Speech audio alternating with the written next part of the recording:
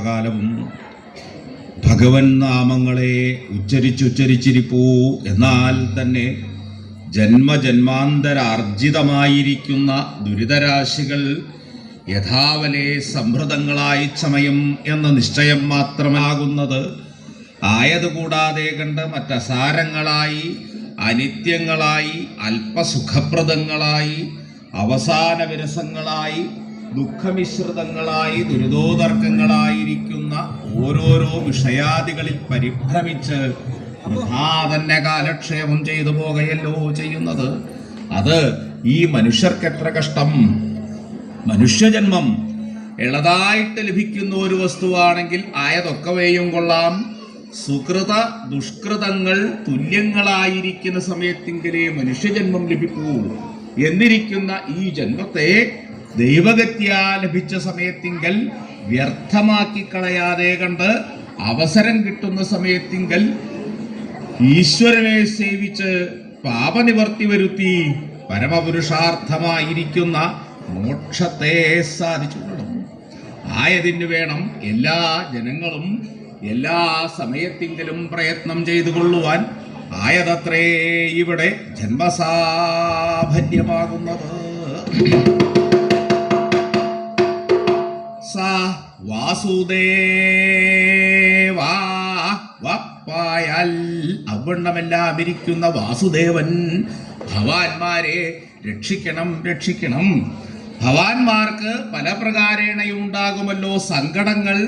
ആധ്യാത്മികങ്ങളായും ആധിഭൗതികങ്ങളായും ആധിദൈവീകങ്ങളായും ഉണ്ടാകുന്ന സങ്കടങ്ങളെ ആസകലം യഥാവലെ ദൂരത്തിങ്കലാക്കി കളഞ്ഞ് അർത്ഥ പുത്ര മിത്ര കളത്രാദികളിലെ സമ്പത്തുക്കളെ സമ്പാദിക്കണം എന്നതല്ലോ ഇവിടെ രക്ഷ ഇവിടെ പൂർത്തിയാകുന്നത്.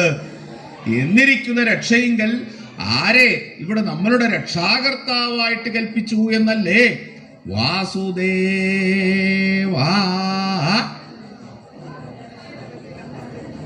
എന്താ അങ്ങനെ ഇരിക്കണം? ഒന്നും മനസ്സിലായില്ല അല്ലേ? അന്യ പയറുടെ മാത്രം അവസ്ഥയില്ല കേട്ടോ, എല്ലാവരുടെയും അവസ്ഥ. എന്തോ ഒരുട്ടം പറഞ്ഞു, ഒരു പേരും പറഞ്ഞു, വാസുദേവൻ. മനസ്സിലായി? മനസ്സിലായില്ല. മനസ്സിലാവണമെങ്കിൽ കുറച്ച് ബുദ്ധിമുട്ടൊന്നുമില്ല, എന്നാലും കുറച്ച് ശ്രദ്ധ ഉണ്ടായാൽ മതി, എന്നാൽ എല്ലാം മനസ്സിലാവും. അത്രയേ ഉള്ളൂ. ഒരു പേര് നിശ്ചയിച്ചു, എന്താ? വാസുദേവൻ നമ്മളെ എല്ലാവരെയും രക്ഷിക്കട്ടെ. അന്വേഷിക്കേ, എവിടെ വാസുദേവൻ അന്വേഷിക്കേ, കാണാൻ കിട്ടാനില്ല. കാരണം എന്താ വെച്ചാൽ അങ്ങനെ ഒരു പേരില്ല എൻ്റെ ഇരിക്കണു. അല്ല, സാധാരണഗതിയിൽ വാസുദേവനൊക്കെ വളരെയധികം പ്രചാരത്തിലുണ്ടായിരുന്ന പേരുകളാണ്. പണ്ടൊക്കെ ആളുകൾ നാമകരണം, എല്ലാത്തിനും സംസ്കാരമാണല്ലോ. എന്താ സംസ്കാരം? പലതരത്തിലുള്ള സംസ്കാരം. അതിനൊരു സംസ്കാരമാണ് പേരിടുക എന്നുള്ളത്. എല്ലാവരും പേരിടാനായിട്ട് പണ്ടൊക്കെ അനവധി എണ്ണം ഉണ്ടാവുമായിരുന്നു, ഇപ്പം അതില്ല. എന്താ, എങ്ങനെയെങ്കിലും ആറ്റിക്കുറിക്ക് ഒരെണ്ണം ഉണ്ടായാൽ ഭാഗ്യം, അങ്ങനെ ചെയ്യതാ. അപ്പം അതുകൊണ്ടെന്താ, അവകാശം തുല്യമായി. തുല്യാവകാശമാണല്ലോ സ്ത്രീ പുരുഷൻ, തുല്യാവകാശമായി. അപ്പം അതുകൊണ്ട് അവിടെ അവകാശം ഉണ്ടാവില്ല എന്ന് ഉറപ്പ് വേണം. അപ്പം പിന്നെ എന്താ ഉണ്ടാവുക? അവന് ഒരെണ്ണം ഉണ്ടായാൽ അതിൻ്റെ അവകാശം എല്ലാവർക്കും പോയി. അപ്പം എന്തായി? ആർക്കും ഇല്ലാത്തത് അവനവൻ്റെ ഇതിൽ വേണം എന്നുള്ളത് എല്ലാവർക്കും ഉള്ളത്. സ്വാഭാവികമായിട്ട് അവിടെയൊന്നും ഇല്ലാത്തത് കേമായുണ്ട്, സൃഷ്ടി കേമായുണ്ട്. എന്നാൽ അതിനെയൊക്കെ സംരക്ഷിക്കണ്ടേ, വേണം, അതൊക്കെ ആവശ്യമുണ്ട്. അപ്പം എന്താ, നാമകരണം വേണം, തിരിച്ചറിയണമല്ലോ. എന്തിനാ തിരിച്ചറിയണം? തിരിച്ചറിയാൻ വേണ്ടി മാത്രമായി എന്ത് നാമങ്ങളെന്ന് അർത്ഥം. അല്ലാതെ അതിനൊരു അർത്ഥം ഉണ്ടോന്നോ വ്യാപ്തി ഉണ്ടോന്നോ ഒന്നും ചിന്തയില്ലേണ്ടായി. അപ്പൊ എന്തായി? വാസുദേവനാ അല്ല, അത് ചോദിച്ചാൽ എന്താന്ന് ശല്യാവും. എന്താ, എന്റെ പേര് അങ്ങനെ ഇല്ല, അത്രയൊന്നും നീളല്ല, അക്ഷരം ഇല്ല. പിന്നെ എത്രയേ ഉള്ളൂ? അക്ഷരമാലയിൽ തപ്പുകയി ഏതാ അക്ഷരം വേണ്ടതെന്ന്. എന്താ വെച്ചാൽ അപ്പുറത്തുള്ളവർക്കൊക്കെ ആയില്ലോ. അപ്പം എന്നാ പിന്നെ അവിടെ അവസാനം ഒരു പേരങ്ങോട്ട് ഇടാന്ന് വിചാരിച്ചു. എല്ലാവർക്കും സമ്മതമല്ലേ? എന്നാ വിളിക്കാം. എന്താ അച്ഛന്റെ പേരെന്താ? കൃഷ്ണൻ. അമ്മയുടെയോ? മധുര മീനാക്ഷി. പക്ഷെ വിളിക്കുക മീനാക്ഷി എന്നാ. രണ്ടാളുടെ പേരിന്റെ ആദ്യത്തെ അക്ഷരം ചേർത്ത് വിളിക്കട്ടെ. വിളിച്ചോളൂ. എന്നാ 3 പ്രാവശ്യം വിളിക്കുക. ചെവിയിൽ വിളിച്ചു, കൃമി കൃമി കൃമി. എത്രയോ വേണമെന്നുള്ളൂ. അച്ഛന്റെ പേരിന്റെ ആദ്യത്തെ അക്ഷരവും അമ്മയുടെ പേരിന്റെ ആദ്യത്തെ അക്ഷരവും കൂടി ചേർത്ത് ഉണ്ടാവണം. എന്താന്ന് ശരി. എന്താ അവസാനം എന്താ? ഇപ്പൊ കൃമി. ജനിക്കുമ്പോ തന്നെ പേര് കൃമിയെന്ന്. പിന്നെ സ്വഭാവത്തിന് വല്ല മാറ്റം ഉണ്ടാവും. അതന്നെ, ജനിക്കുമ്പോഴേ അങ്ങനെയാ. കൃമി എന്താ അവസ്ഥ? അതന്നെയാ, എവിടെ ചെന്നാലും നശിപ്പിക്കുക എന്നുള്ളതാ. അപ്പൊ അതുകൊണ്ട് ഒക്കെ നശിപ്പിക്കാനായിട്ട് ജനിക്കുന്ന ആളുകളായി മാറി. അർത്ഥമില്ല, വ്യാപ്തിയിലേക്ക് അവനവന്റെ പേരിൽ തന്നെ അഹങ്കരിക്കുന്ന ആളുകളുണ്ടല്ലോ, അഭിമാനിക്കുന്ന ആളുകളുണ്ടായിരുന്നു. എന്താ പേര്? യാതൊരു അർത്ഥമില്ലാണ്ടായി. പിന്നെയോ എല്ലാവരും രക്ഷകർത്താക്കളായി മാറി. പിന്നെ വേറൊരാൾ നമ്മളെ രക്ഷിക്കാൻ വേണം. ആരോ വാസുദേവൻ എന്റെ പുത്രനെ രക്ഷിക്കാനോ? അങ്ങനെ പറ്റില്ല. ഞാൻ തന്നെ രക്ഷിച്ചോളാം. സാധിക്കും തോന്നുന്നുണ്ടോ? അതിനെയൊക്കെ സൃഷ്ടിക്കാനല്ലാതെ ഇതിനൊക്കെ വേരാവണ്ണം സംരക്ഷിക്കാൻ സാധിക്കുന്ന വല്ല ഉറപ്പുണ്ടോ? ഒരു ഉറപ്പുമില്ല. സൃഷ്ടിക്കാൻ ജനയോട് സാധിക്കും, പക്ഷെ അതിനെ സംരക്ഷിക്കാൻ ഇതൊക്കെ വലുതായി കേമായി വരും എന്ന് യാതൊരു വിധത്തിലും ഉറപ്പില്ല. ആ ഉറപ്പ് തരാനായിട്ട് ആർക്കാണോ പ്രാപ്തിയുള്ളത്,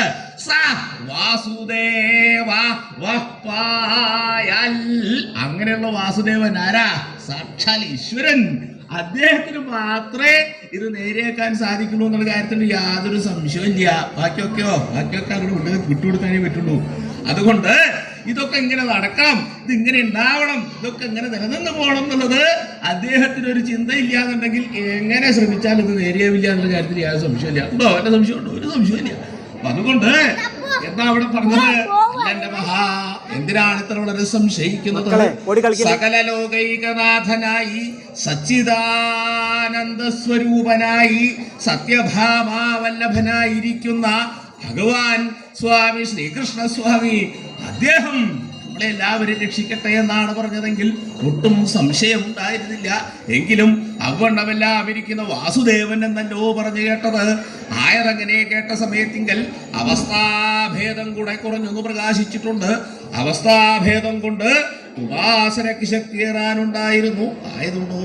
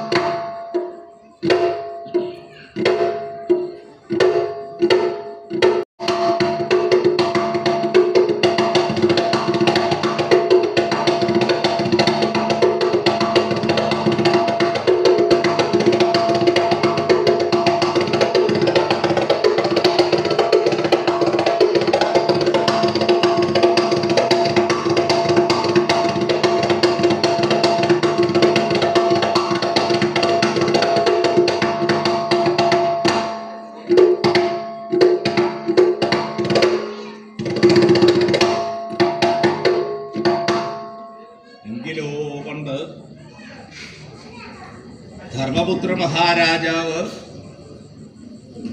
ദുര്യോധനാദികൾ അർഹതപ്പെട്ടിരിക്കുന്നതായ അർദ്ധരാജ്യം സ്വാഭാവികമായ രീതിയിൽ തരില്ല എന്ന് നിശ്ചയിച്ചതിന്റെ പശ്ചാത്തലത്തിങ്കൽ യുദ്ധോത്സാഹികളായിട്ട് വർത്തിക്കുന്ന സമയത്തിങ്കൽ ആയുധങ്ങൾ സംഭരിക്കുക, രാജാക്കന്മാരെ ക്ഷണിക്കുക, ധനം സമാഹരിക്കുക എന്നുള്ളതായ യുദ്ധോത്സാഹത്തോടുകൂടി സ്ഥിതി ചെയ്തുകൊണ്ടിരിക്കുന്ന സമയത്തിങ്കൽ ഹസ്തിനാപുര രാജധാനിയെങ്കിൽ ഒരു മഹാരാജാവായിരിക്കുന്ന ദുര്യോധനന്റെ അവസ്ഥ എന്തായി തീർന്നു എന്നാണെങ്കിൽ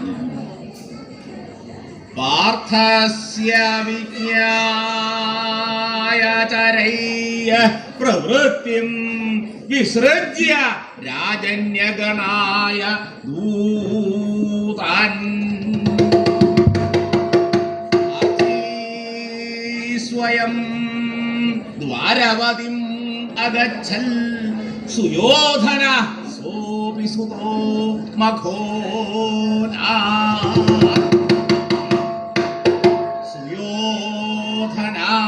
സുയോധനൻ എല്ലാവർക്കും നിശ്ചയുള്ളതുപോലെ ജ്യേഷ്ഠാനുജന്മാരുടെ മക്കള്, പാണ്ഡുവിന്റെ മക്കള് പാണ്ഡവന്മാര്, ധൃതരാഷ്ട്ര മഹാരാജാവിന്റെ മറ്റൊന്ന് മക്കള് കൗരവന്മാര്, എല്ലാവർക്കും നിശ്ചയുള്ള കാര്യമാണ്. എന്താ? വളരെ പ്രസിദ്ധന്മാരാണ്.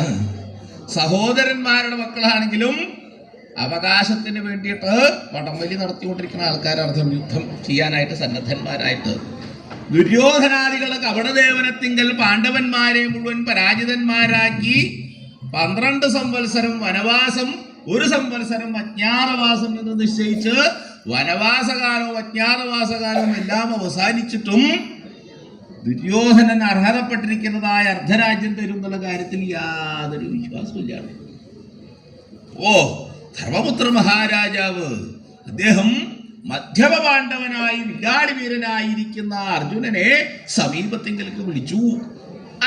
നീ വരൂ, അവിടെ കൊണ്ടുവരൂ, ഇനി എന്താ അവിടെ നിൽക്കണം, ഇങ്ങോട്ട് വന്നോളൂ. എന്താ ജ്യേഷ്ഠൻ, എന്താ നീ ഇപ്പൊ കാര്യമൊക്കെ വരുന്നില്ല? എന്താ ഈ അനവധി കാലം ഇപ്പൊ കാട്ടില്, അത് കഴിഞ്ഞാൽ പിന്നെ ഒളിച്ചു താമസിക്കുക, അങ്ങനെയുള്ള അവസ്ഥയൊക്കെ ഉണ്ടായില്ലേ? അപ്പൊ അതുകൊണ്ട് ദുര്യോധന ജ്യേഷ്ഠൻ നമുക്ക് അർഹതപ്പെട്ട രാജ്യം തരില്ല. അതുകൊണ്ട് യുദ്ധം ചെയ്യേണ്ടി വരും. ചില കാര്യങ്ങളൊക്കെ ധർമ്മം പുനഃസ്ഥാപിക്കണമെങ്കിൽ ചിലപ്പോൾ യുദ്ധം തന്നെ വേണ്ടി വരുന്നതിന്റെ കാര്യത്തിൽ സംശയമൊന്നുമില്ല. അപ്പൊ അതുകൊണ്ട് നമുക്ക് യുദ്ധം ചെയ്യേണ്ടി വരും. യുദ്ധത്തിൽ നമ്മളെ സഹായിക്കാനായിട്ട് രാജാക്കന്മാരോടൊക്കെ ചെന്ന് പറയാല്ലേ, രാജാക്കന്മാരെ ഇങ്ങനെ ഞങ്ങള് അവകാശം വീണ്ടെടുക്കാനായിട്ടുള്ള യുദ്ധം ചെയ്യാനായിട്ട് താല്പര്യപ്പെട്ടുള്ളൂ, അതുകൊണ്ട് ഞങ്ങളെ സഹായിക്കണേ, ഏത് വിധത്തിലാ നിങ്ങൾ സഹായിക്കാന്ന് എല്ലായിടത്തും പോയി ചോദിക്കുക കേട്ടോ. എന്നിട്ട് അവരുടെ സഹായം സ്വീകരിച്ച് വെക്കുക. വേണോ വേണ്ടോ എന്നുള്ളത് പിന്നെ തീരുമാനിക്കുക, ആദ്യം തന്നെ സ്വീകരിക്കുക. ഇങ്ങനെ ആ ധർമ്മപുത്ര മഹാരാജാവ് അനുജനായിരിക്കുന്ന അർജുനനെ യുദ്ധത്തിന് ക്ഷണിക്കാൻ, യുദ്ധോത്സാഹിയായിട്ട് വർത്തിക്കാൻ വേണ്ടിയിട്ടുള്ളതായ നിർദ്ദേശം കൊടുത്ത് പറഞ്ഞയച്ചു. അർജുനൻ രാജാക്കന്മാരെ പോയി കാണുന്നു, അതുപോലെ തന്നെ ധനം സമ്പാദിക്കണോ, ആയുധങ്ങൾ ശേഖരിക്കണമുള്ള പ്രവർത്തനമൊക്കെ തുടങ്ങി. ഈ സമയത്തിങ്കലാണ് ഗുരുമഹാരാജാവായിരിക്കുന്ന സുയോധന, ആ ദുര്യോധനന്റെ അവസ്ഥ എന്തായി തീർന്നു? എന്താ? പാർത്ഥസ്യ വിജ്ഞായ ചരയ്യ പ്രവൃത്തിം, പാർത്ഥന്റെ പ്രവൃത്തികളെ ചരന്മാർ മുഖാന്തരമായിട്ട് അറിഞ്ഞ സമയത്തെങ്കിൽ ഭരണമൊക്കെ ഏകദേശം കയ്യിലായിട്ട് സുഖമായിട്ട് ഭരിച്ചുകൊണ്ടിരിക്കുന്ന ആൾക്കാരെ സംബന്ധിച്ചിടത്തോളം അത് വിട്ടുകൊടുക്കുക എന്ന് പറഞ്ഞാൽ വല്ലാത്ത ബുദ്ധിമുട്ടാണ്. ഇപ്പൊ കേമായിട്ട് അവിടെ കുടിയുണ്ട്, അവിടുന്ന് ഒന്ന് മാറണം എന്ന് പറഞ്ഞാൽ മാറുമോ? മാറില്ല. ആ സിംഹാസനം എൻ്റെ തന്നെയാ, അവിടെ തന്നെയാ. അപ്പൊ അതുപോലെ ചില ആളുകൾ അവിടെ ഉണ്ട്, സിംഹാസനത്തിന്റെ മുകളിൽ കയറിയിരിക്കുന്ന ആൾക്കാരുണ്ട്, ഭരണാധിപന്മാരായിട്ടുള്ള ആളുകൾ. ഒന്ന് മാറാൻ പറഞ്ഞു നോക്കുക, എന്താ ഭരിച്ചിട്ട് അങ്ങോട്ട് സുഖമായി, അപ്പൊ പിന്നെ എന്നെ അവിടുന്ന് മാറുമോ? മാറില്ല. ഇനി ഇത് മാറ്റണം എന്ന് പറഞ്ഞാൽ ഞാൻ സമ്മതിക്കില്ല. എന്താ ഇവിടെ ഇരുന്നങ്ങോട്ട് സുഖമായി, പിന്നെ ഞാൻ മാറില്ല. അപ്പൊ അതുകൊണ്ട് എവിടെയാണോ ഭരിക്കാനായിക്കൊണ്ട് കയറിയിരിക്കണത് അതിൽ സുഖം കണ്ടു കഴിഞ്ഞാൽ പിന്നെ അത് കൊടുക്കണം തോന്നില്ല. ദുര്യോധനന്റെ അവസ്ഥ അങ്ങനെ തന്നെയാണ്. എന്താ ഭരണമൊക്കെ തന്റെ കൈക്കലാക്കിയിട്ട് അവകാശമൊന്നും കൊടുക്കാതെ കണ്ട് അവിടെ തന്നെ ആക്കി കേമായിട്ട് ഭരിച്ചുകൊണ്ടിരിക്കുമ്പോഴാണ് പാണ്ഡവന്മാർ ഇനി അവകാശം ചോദിച്ചു വന്നാൽ അത് കൊടുക്കേണ്ടി വരുമല്ലോ. അവകാശമാണെന്നാലും കൊടുക്കാൻ ഭാവില്ല എന്നർത്ഥം. നമ്മുടെ ഇടയിലുണ്ട് സുയോധനന്മാരെന്നർത്ഥം. കൊടുക്കില്ല, എന്ത് പറഞ്ഞാലും കൊടുക്കില്ല. ഞാൻ എന്താ അവകാശം തന്നെയാ നമ്മുടെ അവസ്ഥ തന്നെയാ. അപ്പൊ അതുകൊണ്ട് അദ്ദേഹം വിചാരിച്ചു പോവും, ഇവര് തിരിച്ചു വന്നാലല്ലേ, ഒരു വ്യവസ്ഥയൊക്കെ നിശ്ചയിച്ചിട്ടുണ്ട്. 12 സംവത്സരം വനവാസവും 1 സംവത്സരം അജ്ഞാതവാസമൊക്കെ ആരും അറിയാതെ കൊണ്ട് താമസിക്കാനൊക്കെ വേണ്ടി വ്യവസ്ഥയൊക്കെ ചെയ്തിട്ടുണ്ട്. ഇപ്പോ അവരുടെ പ്രവൃത്തി എന്താണെന്നറിയാൻ വേണ്ടിയിട്ട് ചാരപുരുഷന്മാര്, ചാരന്മാര് എല്ലാവർക്കും അറിയണത് ആചാരന്മാര് ഇല്ലേ, ഒരു രാജ്യത്തുള്ള വിവരങ്ങള് അപ്പുറത്ത് പോയിട്ട് മനസ്സിലാക്കി കൊണ്ടുവന്ന് അവരുടെ രാജ്യത്തിലേക്ക് പറഞ്ഞു കൊടുക്കുക, അങ്ങനെയുള്ള ആളുകളുണ്ട്. അപ്പൊ അതുപോലെ ദുര്യോധനന്റെ ആളുകളുണ്ട്. ഇതിന്റെ ഇടയിൽ ഇപ്പൊ ഏതാ ചാരൻ ഏതാ നല്ലതെന്ന് അറിയില്ല കേട്ടോ. അനവധി എണ്ണം വന്ന് കൂടിയുണ്ട്. കുറച്ച് കഴിയുമ്പോൾ വല്ല സ്ഫോടനോ എന്തൊക്കെ ഉണ്ടാവും അറിയില്ല. അപ്പൊ അതുകൊണ്ട് വിശ്വസിക്കാൻ പറ്റിയ കേമായിട്ട് വന്നു എന്നാ നേരേക്ക് തരാന്നാ മനസ്സിൻ്റെ ഉള്ളിലേ. അപ്പോ പുറത്തേക്കോ ഗംഭീരമായിട്ട് നടക്കണ്ടെന്ന് വിചാരം. അപ്പൊ അങ്ങനെയുള്ളതായ ചാരന്മാരെ അന്വേഷിച്ചു നടന്നപ്പോഴാണ് ദുര്യോധനന് മനസ്സിലായത്, ആ ചാരന്മാരെ മുഖാന്തരം മനസ്സിലായി പാണ്ഡവന്മാര് യുദ്ധോത്സാഹികളായിട്ട് വർത്തിക്കുന്നു. ചാരന്മാര് വന്ന് ദുര്യോധന്റെ അടുത്ത്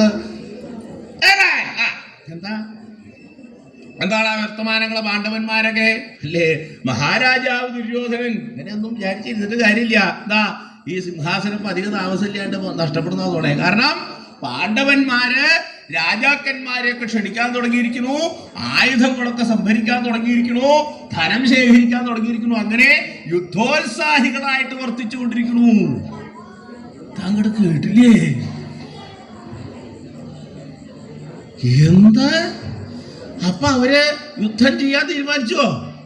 അല്ലെങ്കിൽ 5 എണ്ണത്തിനെ തോൽപ്പിക്കാൻ സാധിക്കില്ല. ഇനി ബാക്കിയുള്ളവരെയും കൂടി അവരുടെ സഹായത്തിന് കൂടി കഴിഞ്ഞാൽ പിന്നെ ഞാൻ എന്താ ചെയ്യേണ്ടത് എന്നറിയാതെ ചരയ്യ പാർത്ഥസ്യ പ്രവൃത്തിം വിജ്ഞായ, അങ്ങനെ ചരന്മാർ മുഖാന്തരമായിട്ട് ആ പാണ്ഡവന്മാര് ചെയ്യുന്നതായ പ്രവൃത്തിയെ അറിഞ്ഞ സമയത്തിങ്കിൽ എന്താ വേണ്ടതെന്ന് പരിഭ്രമായി. അല്ലെങ്കിലും ഭരണകർത്താക്കളല്ല ഭരിക്കണത്, ഉപദേശകന്മാര് വേറെയുണ്ട്. ഇവിടെ ദുര്യോധനനെ സിംഹാസനത്തിന്റെ മുകളിൽ കയറ്റിയിരുത്തിയത് വേറെ ആരുമല്ല, അമ്മാവൻ തന്നെയാ. കുട്ടിലമായിരിക്കുന്ന ബുദ്ധിയോട് കൂടിയിട്ടുള്ള ആള് ശകുനി തന്നെയാ. അപ്പൊ എന്നെ ഇവിടെ കയറ്റിയിരുത്തിയത് അദ്ദേഹം അല്ലേ, എന്നാ പോയി ചോദിക്കുക വിചാരിച്ച വേഗം അമ്മാവന്റെ അടുത്ത്, അമ്മാവാ ആരാ അത് കരയണത്? ഞാനാ ഒരു വലിയ മഹാരാജ്യത്തിന്റെ മുഴുവൻ ഭരണാധിപതിയായിരിക്കുന്ന അങ്ങനെ നിലവിളിക്ക്. എന്താ ഉണ്ണി, എന്താ കാര്യം? അമ്മാവ് ആകപ്പാടെ കൂടി പരികരായി തോന്നുന്നുണ്ട്. എന്താ ഇതൊക്കെ നഷ്ടപ്പെടും, സിംഹാസനമൊക്കെ പൂന്നാ തോന്നുന്നത്. എന്താ ഇപ്പൊ സിംഹാസനത്തിന് പറ്റിയത്? അറിഞ്ഞില്ലേ, പാണ്ഡവന്മാര് ആ രാജാക്കന്മാരെയൊക്കെ ക്ഷണിക്കണു, യുദ്ധത്തിന് വേണ്ടിയിട്ടുള്ളതായ വട്ടം കൂട്ടണു. അപ്പൊ എന്താ ചെയ്യേണ്ടത്? നഷ്ടം ഇതിനെയാണല്ലോ ഞാൻ സിംഹാസനത്തിന്റെ മുകളിൽ കയറ്റിയിരുത്തിയതൊക്കെ പറഞ്ഞു കൊടുക്കണമെന്നുണ്ടെങ്കിൽ ഞാൻ തന്നെ ഭരിച്ചാൽ മതിയായിരുന്നു. വേഗം ആ ദുര്യോധനന്റെ വാക്ക് കേട്ട ശകുനി വേഗം ഉപദേശിച്ചു, ഉണ്ണി ഇതെന്താ ആലോചിക്കാനുള്ളത്? നമ്മളും അതുപോലെ തന്നെ ചെയ്യാം. രാജാക്കന്മാരെ ക്ഷണിക്കായിട്ട് ഇവിടുന്ന് ഇഷ്ടം പോലെ ദൂതന്മാരെ 4 ഭാഗത്തേക്കും പറഞ്ഞയക്കുക. അവര് തേരിന്റെ മുകളിലാ പോവുക, അല്ലേ? വലിയ വാഹനത്തിന്റെ മുകളിൽ പോയിട്ടാ ക്ഷണിക്കാൻ പോണത്. അർജുനോ നടന്നിട്ടാ. അപ്പോ അതിനേക്കാൾ വേഗത്തില് നമുക്ക് രാജാക്കന്മാരെ സംഘടിപ്പിക്കാനായിട്ട് സാധിക്കും. നമ്മുടെ പക്ഷത്തിൽ വരുന്ന ആളുകളാണെങ്കിൽ നമ്മുടെ കൂടെ വരും, പാണ്ഡവന്മാരുടെ പക്ഷത്താണെങ്കിൽ അങ്ങോട്ട് പോകും. അപ്പൊ അതുകൊണ്ട് യുദ്ധത്തിന് അവര് വട്ടം കൂട്ടുന്നുണ്ടെങ്കിൽ നമ്മൾ അതിനനുസരിച്ച് പുറപ്പെടും തന്നെ. അങ്ങനെ കേട്ടപ്പോ പുറപ്പെടാം. എവിടേക്കാ? ഏത് രാജ്യത്തേക്കാ? എവിടേക്കാച്ച പുറപ്പെടാം? ഏത് രാജ്യത്തേക്ക്? ഒക്കെ വേറെ രാജ്യത്തേക്ക് പോകാൻ തുടങ്ങിയിരിക്കണം. ഇവിടെ ഒന്നും നേരെയില്ല എന്നുള്ളതുകൊണ്ട് എവിടെയാ വേണ്ടതെന്ന് ആലോചിക്കുക. അപ്പൊ അതുകൊണ്ട് എല്ലാവരും ഉത്സാഹമായിട്ട് പുറപ്പെട്ടു. അതെ, ചാരന്മാരല്ല ദൂതന്മാരെ ഇങ്ങോട്ട് വരിക.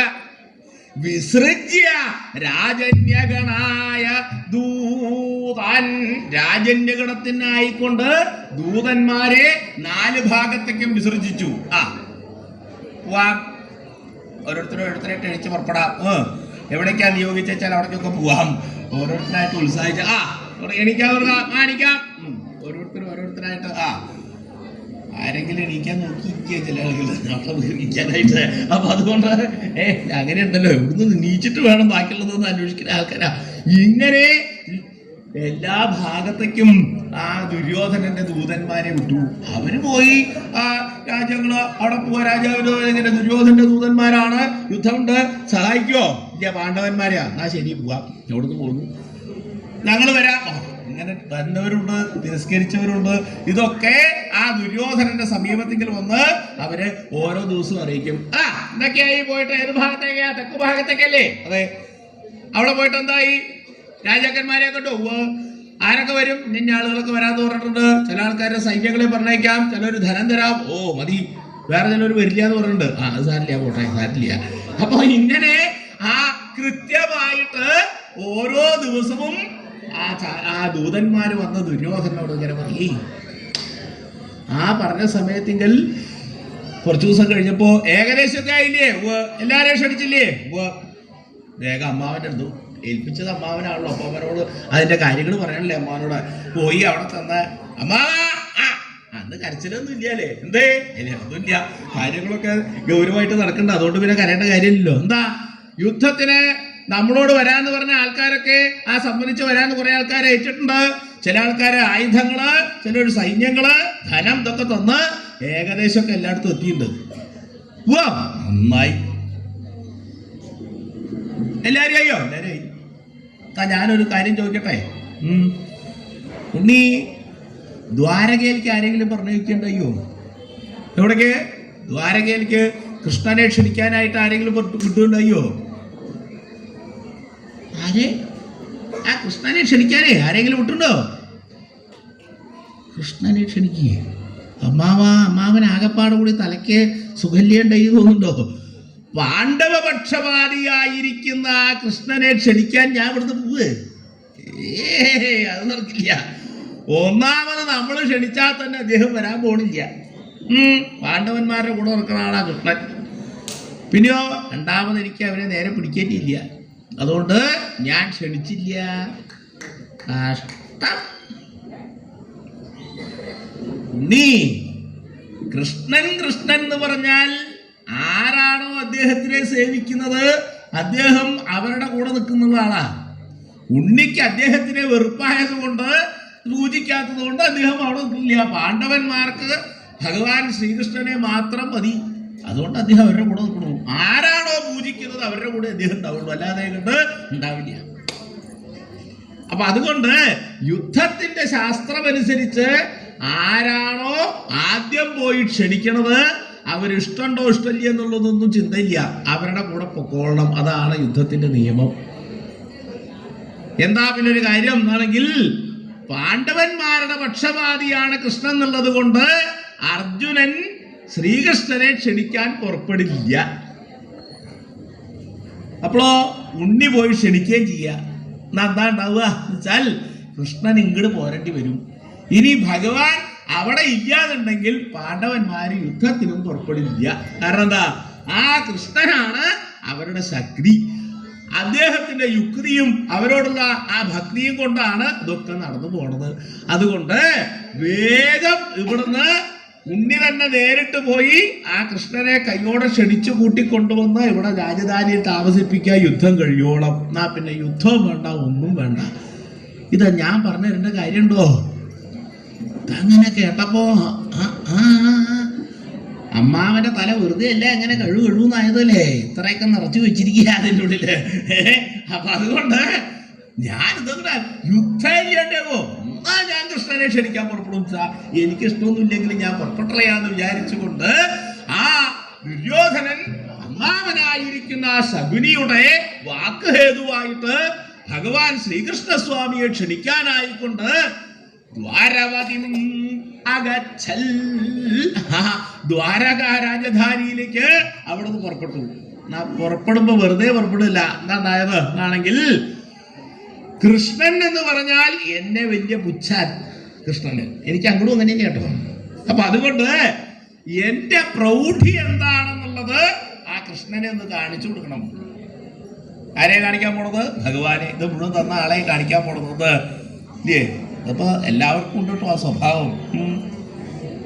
ഭഗവാനെ കാണാൻ വരിക, അതെയോ പുറപ്പെടണ്ടേ? വേണം. ഗംഭീരായിട്ട് പുറപ്പെട്ടു പോകുന്നത് കണ്ടില്ലേ? എന്താ ഭഗവാനെ കാണാൻ വന്നതാ. സർവാഭരണങ്ങളൊക്കെ ചേർത്ത് വലിയ വാഹനത്തിന്റെ മുകളിൽ വന്ന് ഇറങ്ങി കൃഷ്ണ ഇങ്ങനെ നിൽക്കുള്ളൂ. ഇങ്ങനെ ആവില്ല എന്നർത്ഥം. എന്നെ കണ്ടില്ലേ? ഇതൊക്കെ ആരാ തന്നത്? അദ്ദേഹത്തിനെ കാണാനായി കേമായിട്ടുള്ള ഇറങ്ങി പുറപ്പെട്ടുള്ളത്. നമ്മളെന്താണെന്നും നമ്മുടെ അവസ്ഥ എന്താണെന്നും എങ്ങനെയാണ് ഇതൊക്കെ എങ്ങനെയായി തീരാന്ന് അറിയുന്നതായ ആ ചരാചര സ്വരൂപിയായിരിക്കുന്ന ഈശ്വരനെ കാണാനാണ് കേമായിട്ട് അലങ്കരിച്ച് പുറപ്പെടാമെന്ന് ദുര്യോധനൻ നിരീക്ഷിച്ചത് അർത്ഥം.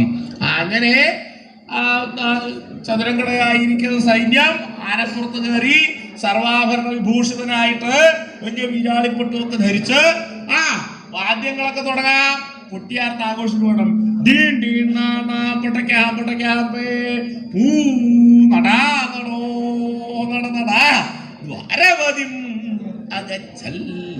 ദ്വാരകയിലേക്ക് യുദ്ധം ഉണ്ടാവില്ല എന്നുള്ളതായത് ഭക്തി കൊണ്ടല്ലാട്ടോ പോയവനെന്താ യുദ്ധം ഉണ്ടാവില്ല, നാശം ഉണ്ടാവില്ല, എനിക്കുള്ള സമ്പത്തൊക്കെ ഇവിടെ തന്നെ നിൽക്കും എന്നുള്ളതായ ചിന്തയോട് കൂടിയിട്ട് ഭഗവാൻ ശ്രീകൃഷ്ണസ്വാമിയെ ക്ഷണിക്കാനായിക്കൊണ്ട് ആ ദുര്യോധനൻ ചതുരംഗടയായിരിക്കുന്ന സൈന്യത്തോടൊക്കെ പാടെ കൂടിയിട്ട് ദ്വാരകയിലേക്ക് പുറപ്പെട്ടു.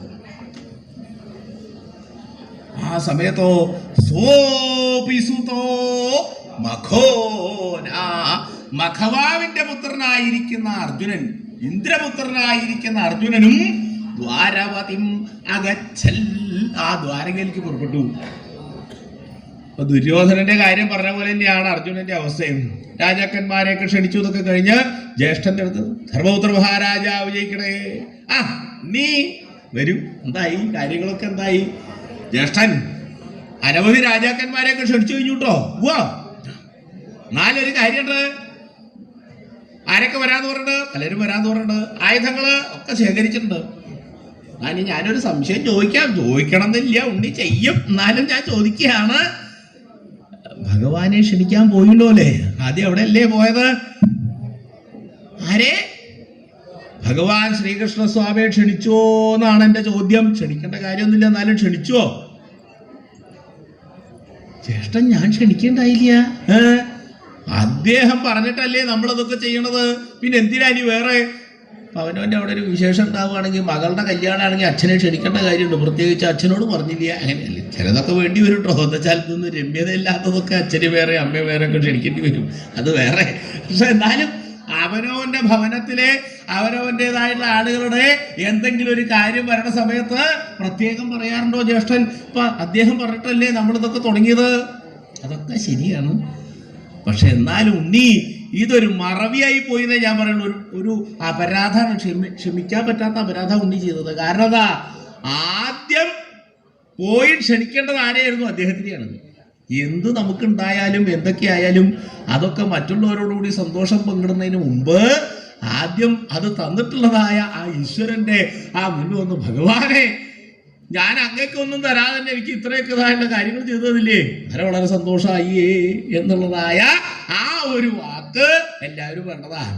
പക്ഷെ നേരെ തിരിച്ചവർക്കത് മാത്രം എന്താ, ഒന്നുമില്ല, എല്ലാം ഉണ്ടാകുമ്പോൾ അദ്ദേഹത്തിൻ്റെ അടുത്തേക്ക് വരികയില്ല. ഒന്നും ഇല്ലാണ്ട് എവിടോ ഓടി വരിക, ഈ കമന്നിട്ടോ മലന്നിട്ടോ എങ്ങനെ വേണമെങ്കിൽ വിഴാം ഉരുളാം എന്ത് വേണമെങ്കിൽ ചെയ്യും. കാരണം എന്താ, കാര്യം നടക്കണല്ലോ. അപ്പൊ ഇതുകൊണ്ട് ആ അർജുനൻ വിചാരിച്ചു, ഞാൻ ഉണ്ണി ആദ്യം പോയി ക്ഷണിക്കേണ്ടത് അദ്ദേഹത്തിനെ ആയിരുന്നു, എന്നിട്ട് വേണം ബാക്കിയുള്ളതൊക്കെ ചെയ്യാനായിട്ട്. അതിന് മുമ്പ് തന്നെ ബാക്കിയുള്ളവരൊക്കെ ക്ഷണിക്കാനായിട്ട് പുറപ്പെട്ടു. ജ്യേഷ്ഠൻ അതിന് അദ്ദേഹം നമ്മുടെ കൂടെ ഉണ്ടെന്ന് പറഞ്ഞാൽ നമ്മൾ ഭക്തിയോട് അദ്ദേഹത്തിനെ സേവിക്കണോണ്ട് നമ്മുടെ കൂടെ ഉണ്ട്. പക്ഷെ യുദ്ധത്തിന്റെ നീതി ഞാൻ നിന്നെ പറഞ്ഞ് മനസ്സിലാക്കേണ്ട കാര്യമില്ല. നീ വളരെ യുദ്ധ നിപുണനായിട്ടുള്ള ആളല്ലേ, പിന്നെ നിന്നെ യുദ്ധത്തിന്റെ നീതി പറഞ്ഞ് മനസ്സിലാക്കേണ്ട കാര്യമുണ്ടോ എനിക്ക്? അതിന്റെ കാര്യമില്ല. അതുകൊണ്ട് വേഗം പോയിട്ട് ഭഗവാനെ ക്ഷണിച്ചു കൂട്ടിക്കൊണ്ടുവരിക. കാരണം എന്താ, യുദ്ധത്തിന്റെ നിയമം അനുസരിച്ച് ആരാണോ ആദ്യം കൂട്ടി വന്ന് ക്ഷണിക്കണത് അവരുടെ കൂടെ പോണമെന്നല്ലേ. പിന്നെ എങ്ങനെയാണ് ആ ശകുനിയുടെ നിയോഗപ്രകാരം ദുര്യോധനൻ പോയിട്ട് ഭഗവാനെ ക്ഷണിച്ചു കൂട്ടിക്കൊണ്ടുപോയി അവിടെ കൊണ്ടുപോയാൽ പിന്നെ നമ്മൾ എന്തിനാ യുദ്ധം ചെയ്യണത്? എന്താ കാര്യം ഉണ്ണി? അതുകൊണ്ട് വേഗം പോയിട്ട് ഭഗവാനെ ക്ഷണിച്ചു കൂട്ടിക്കൊണ്ടുവരൂ. പൊക്കോളൂ. ഓടി അവിടുന്ന് ആ അർജുനൻ എങ്ങനെയാ പോയതെന്ന് വെച്ചാൽ, ആ ചതുരംഗടയായ സൈന്യോ വാഹനം ഒന്നുമില്ല, ഓടി ഭഗവാനേ മുകുന്ദ സച്ചിദാനന്ദ ഈശ്വര, ഞാൻ ഇത്ര മഹാഭാവിയായില്ലോ, അങ്ങേ ക്ഷണിക്കാതെ കണ്ട് മറ്റുള്ളതായ ഭൗതികമായ നശിച്ചു പോകുന്നതായ ആളുകളെ മുഴുവൻ ക്ഷണിക്കാനായിട്ട് നടന്നില്ലേ കൃഷ്ണ എന്ന് വിചാരിച്ചുകൊണ്ട് ആ ദ്വാരവതിം അകച്ചൽ ഓടി അങ്ങനെ പോയി ആ ദ്വാരകയിലേക്ക്. ഒരാൾ ആനപ്പുറത്തൊക്കെ കയറിയിട്ട് വേഗത്തിൽ തേരിന് മുകളിലൊക്കെ കയറി പോണ ആൾക്കാരാണോ ആദ്യത്തെ, നടന്നു പോണ ആളോ ആദ്യം? ഭഗവാന്റെ അടുത്ത് ആദ്യം എത്തിയത് ആ ദുര്യോധനൻ തന്നെയാണ്. തദനുതസ്മിൻ ദ്വാരഭുവി നിവേശിത ബലേ ദൂരാപസൃത പൗരജന ഘോരകിതകരാരവൃന്ദദുരിതോ ഭയപാർശ്വേണ മാർഗേണ സമതീത്യ സപ്തകഥ്യാന്തരാണി പ്രകടിതകപട സ്വാവസ്യ കുഹനാമാനുഷസ്യ ഭഗവതോ വാസുദേവസ്യ വാസഭവനം പ്രവിശ്യ തത്ര ച ശിരോഭാഗവിന്യസ്ത മഹിതമണിമയ ഭദ്രാസനമധ്യം അധ്യാസീനേ മാനധനേ സുയോധനേ ധനഞ്ജയോപി നിഭൃതമുപഗമ്യ കൃതാഞ്ജലിസ്തസ്യ വൈകുണ്ഠസ്യ ചരണോപകണ്ഠേ കുണ്ഠേധരധിയാം വരിഷ്ഠതിഷ്ഠന്നേവ പ്രഭോ പ്രബോധ സമയം പ്രതിപാലയാമാസ.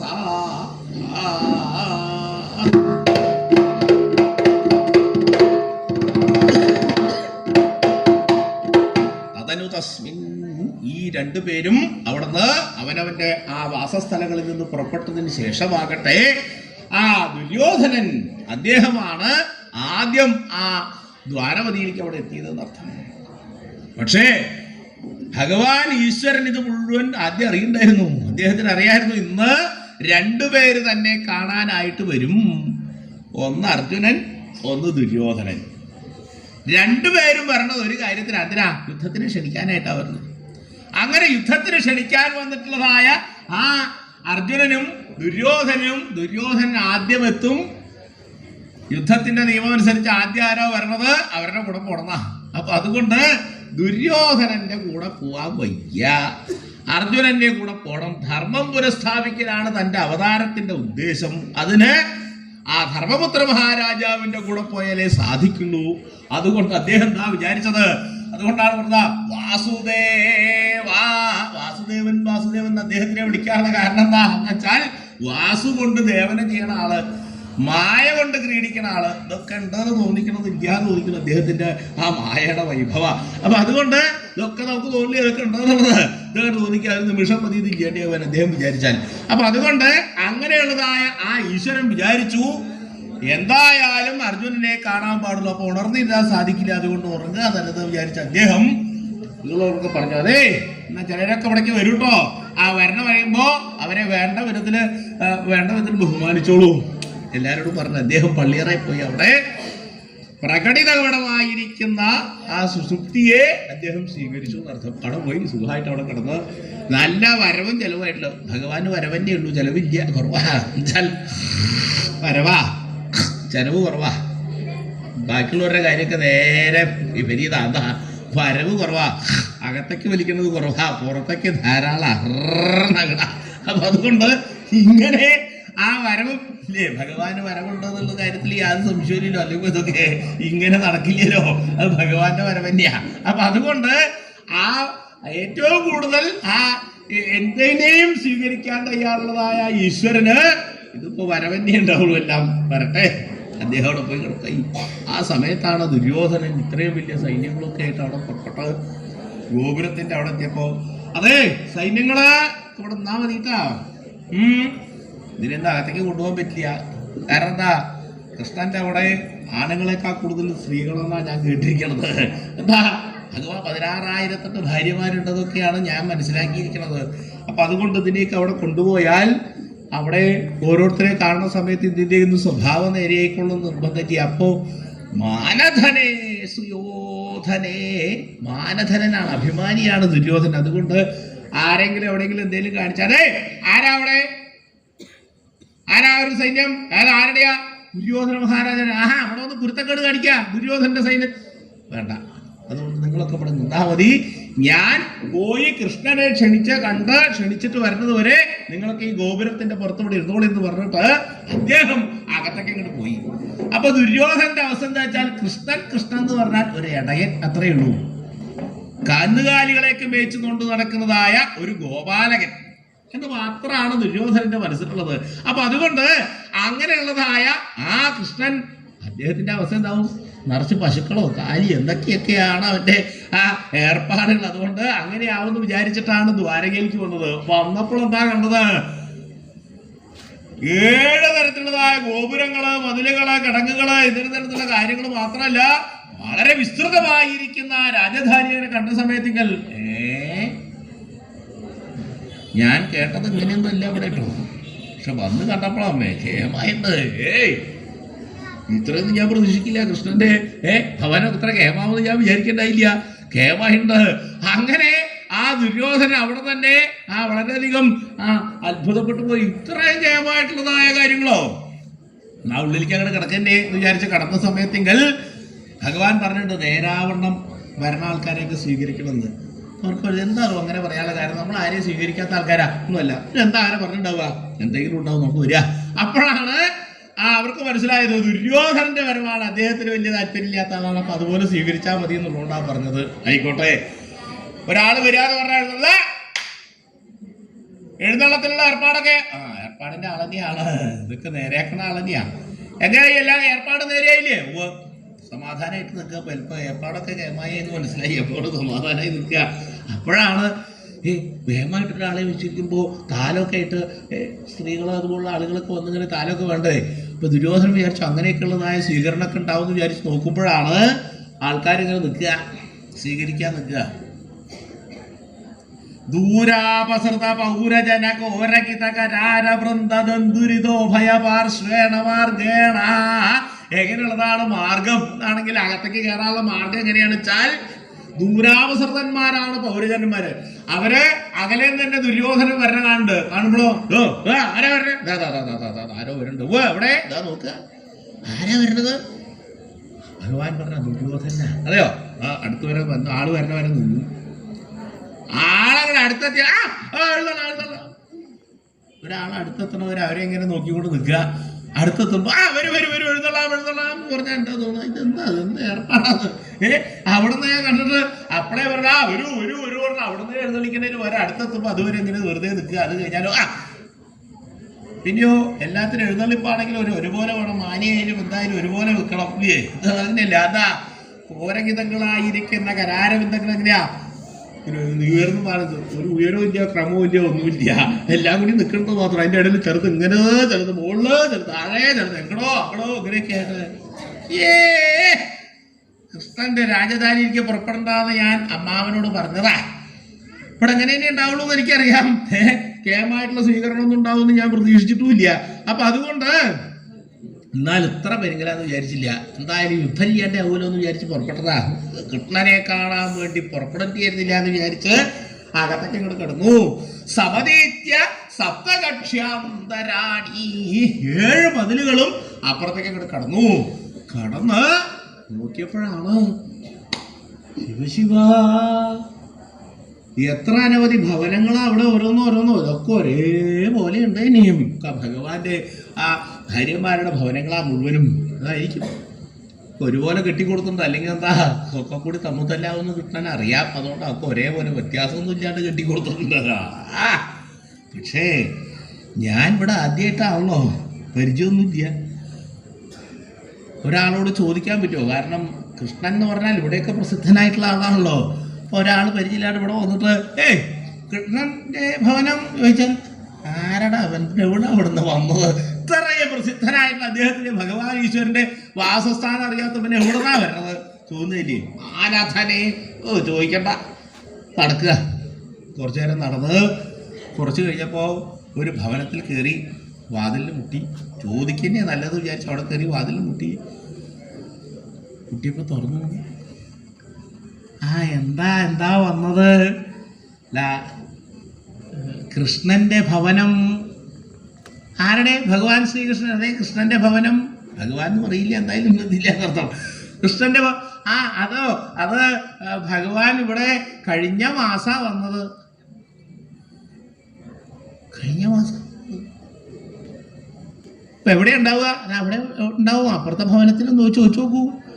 അവിടെ പോയി കൊട്ടിയപ്പോൾ അവിടെ ചോദിച്ചപ്പോൾ ഇവിടെ കഴിഞ്ഞ ആഴ്ചയായിരുന്നു.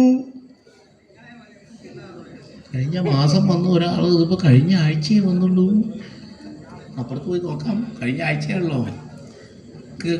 കൃഷ്ണൻ ഇവിടെ ഇന്നലെയായിരുന്നു. അപ്പം എന്നാൽ അടുത്തതിൽ എന്തായാലും പോയാലാവാം. അല്ല, ഓരോരുത്തർക്ക് ഊഴം വെച്ച് കൊടുത്തിരിക്കുക ഓരോ ദിവസം. അല്ലാണ്ട് ഇപ്പം എന്താ ചെയ്യുക? കൃഷ്ണന്റെ ഒരു ഗതികേടെ ദുര്യോധന ആലോചിക്കുക. അവിടെ പോയി ചോദിച്ചപ്പോൾ കൃഷ്ണൻ ഇവിടെ ഇനി 2 മാസം കഴിയണം. നിന്നെ അന്വേഷിച്ച് പുറപ്പെട്ടുല്ലോ ഞാൻ. യുദ്ധമില്ല എന്ന് വിചാരിച്ചിട്ട് കുറച്ച് കഴിഞ്ഞപ്പോൾ ദുര്യോധന ആകപ്പാടെ കൂടിയിട്ട് ഇങ്ങനെ കയറി ഇങ്ങനെ ഇറങ്ങി. അപ്പൊ ആൾക്കാർ വിചാരിക്കുക ഈ കൃഷ്ണന്റെ ഭാര്യമാരുടെ ഭവനത്തിൽ ഏതാ ഒരു വിദ്വാൻ കേമായിട്ട് വിചിത്രമായിട്ടുള്ള ഇതൊക്കെ ആഭരണങ്ങളോ വിഭൂഷണതായിട്ട് വന്നിട്ട് ഒക്കെ വാതിലിനെ മുട്ടി നോക്കണത് പിടിക്കാൻ വേണ്ടിയാണ്. മാനഥനേ, അഭിമാനം കളയാൻ പറ്റില്ല, എന്താ ചെയ്യേണ്ടത് ചോദിച്ചപ്പോൾ ആരോ ഒരാൾ വരുന്നുണ്ട് ഓടുന്നു. നായരോട് ചോദിക്കാം. അതെ, കൃഷ്ണന്റെ ഭവനം. ആരുടെ? കൃഷ്ണന്റെ ഭവനം. അവന്റെ മടിയിലിട്ടിട്ട് ആ പേരിട്ടതുകൊണ്ട് കണ്ടാൽ മതി. ഇങ്ങനെ വലിയ കേമായിട്ട് അലങ്കരിച്ച്. അപ്പൊ ദുര്യോധനെ ആരും പരിചയമൊന്നുമില്ല. അലങ്കരിച്ച് ഇങ്ങനെ വരണം. കണ്ട വായെന്ന് സംസ്കാരം. ഈശ്വരൻ അല്ലാതെ ആരും ഒരാൾ ഉച്ചരിച്ചു അദ്ദേഹത്തിനെ കുറിച്ച്. കൃഷ്ണൻ എന്നവനെ നേരെയാക്കണം. പറഞ്ഞുതരാം. അന്ന് വട്ടം കറക്കന്നെ വിചാരിച്ച. എന്താ ഭഗവാന്റെ ആവശ്യം എന്താന്ന് വെച്ചാൽ അർജുനൻ വരണം. അർജുനൻ വന്നിട്ട് അർജുനനെ കാണണം. അല്ലാണ്ട് ദുര്യോധനെ കാണില്ല. അപ്പൊ നമ്മൾ എന്ത് വിചാരിച്ചിട്ടും കാര്യമില്ല എന്നർത്ഥം. അദ്ദേഹം തീരുമാനിച്ചിട്ടുണ്ട് വട്ടം കറങ്ങണമെങ്കിൽ കറങ്ങിന്റെ നിർത്തിയുള്ളൂ, അല്ലാണ്ടൊന്നുമില്ല. അതൊക്കെ അദ്ദേഹത്തിന്റെ ഇംഗിതാന്ന് മനസ്സിലാക്കി അത്രേ വേണ്ടൂ. അപ്പൊ അതുകൊണ്ട് ദുര്യോധനൻ അവിടെ നിന്ന് കൃഷ്ണന്റെ ഭവനം ചോദിച്ച സമയത്തെങ്കിൽ അവര് മനസ്സിലായി. അതെ, ഇവിടുന്ന് നേരെ കിഴക്കോട്ടങ്ങോട്ട് പോവുക. എന്നിട്ടോ അവിടുന്ന് നേരെ തെക്കോട്ട് വയ്ക്കുക. എന്നിട്ട് പടിഞ്ഞാട്ടങ്ങോട്ട് ചിരിഞ്ഞ് വടക്കോട്ട് വെച്ചാൽ ആദ്യം കാണുന്നത്. കിഴക്കോട്ട് പോയി പടിഞ്ഞാട്ട് പോയി, തെക്കോട്ട് പോയി, വടക്കോട്ട് തിരിഞ്ഞായതുകൊണ്ടാ ഇവിടെ തന്നെയാണ്. ഇതിപ്പോ ഇവിടെ തന്നെ ഞാൻ പോയത്, ഇത്രയും ദൂരം നടന്നത് വെറുതെ. കൃഷ്ണ, നിന്റെ ആളുകള് ഇങ്ങനെ വഴിതെറ്റിക്കണ ആൾക്കാരാന്ന് ഞാൻ മനസ്സിലായി. അല്ല, എല്ലാവരും വഴിതെറ്റിക്കണവൻ തന്നെയാണ് നീ. അപ്പൊ അതുകൊണ്ട് ആൾക്കാരും അങ്ങനെ തന്നെയാവുള്ളൂ. യഥാ രാജ തഥാ പ്രജ എന്നാണല്ലോ. അപ്പൊ അതുകൊണ്ട് നീ അങ്ങനെ അതുപോലെയല്ലേ ബാക്കിയുള്ളതൊക്കെ. എന്തായാലും വേണ്ടില്ല. അങ്ങനെ കുറെ നേരം ആ ആൾക്കാർ അവിടെ ഉള്ളതായ ഗോപന്മാരെല്ലാവരും, ആ യാദവന്മാരെല്ലാവരും ആ ദുര്യോധന കുറച്ച് കഴിഞ്ഞോ പൊക്കോട്ടെ മഹാഭാവി, കുറെ നേരം ഇല്ലേ, നേരം ചെല്ലുക.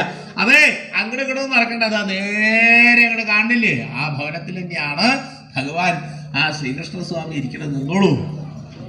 അത് ആദ്യം ഇങ്ങോട്ട് പറഞ്ഞാൽ പോലെ തെക്കോട്ടും വടക്കോട്ടും എന്നെ ഇട്ടിട്ട് യുദ്ധം ഇല്ലാണ്ടേ ആവുന്നു വിചാരിച്ചോണ്ട് പുറപ്പെട്ടത്. അമ്മാവന്റെ വാക്ക് കേട്ടിട്ട് വേഗം അവിടെ അങ്ങോട്ട് കിടന്ന് ആ അകത്തൊക്കെ അങ്ങോട്ട് കിടന്ന് ആ വാതിൽക്ക് കിടന്നങ്ങോട്ട് നോക്കാൻ തുടങ്ങിയപ്പോൾ എന്താ, ഭഗവതോ വാസുദേവസ്യ വാസഭവനം പ്രവിശ്യ.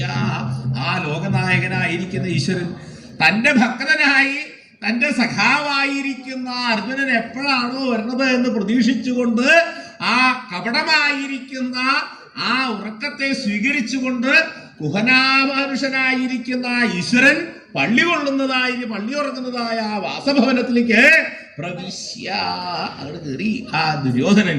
അങ്ങനെ കയറി നോക്കിയപ്പോൾ എന്താ, നല്ല വരവ്.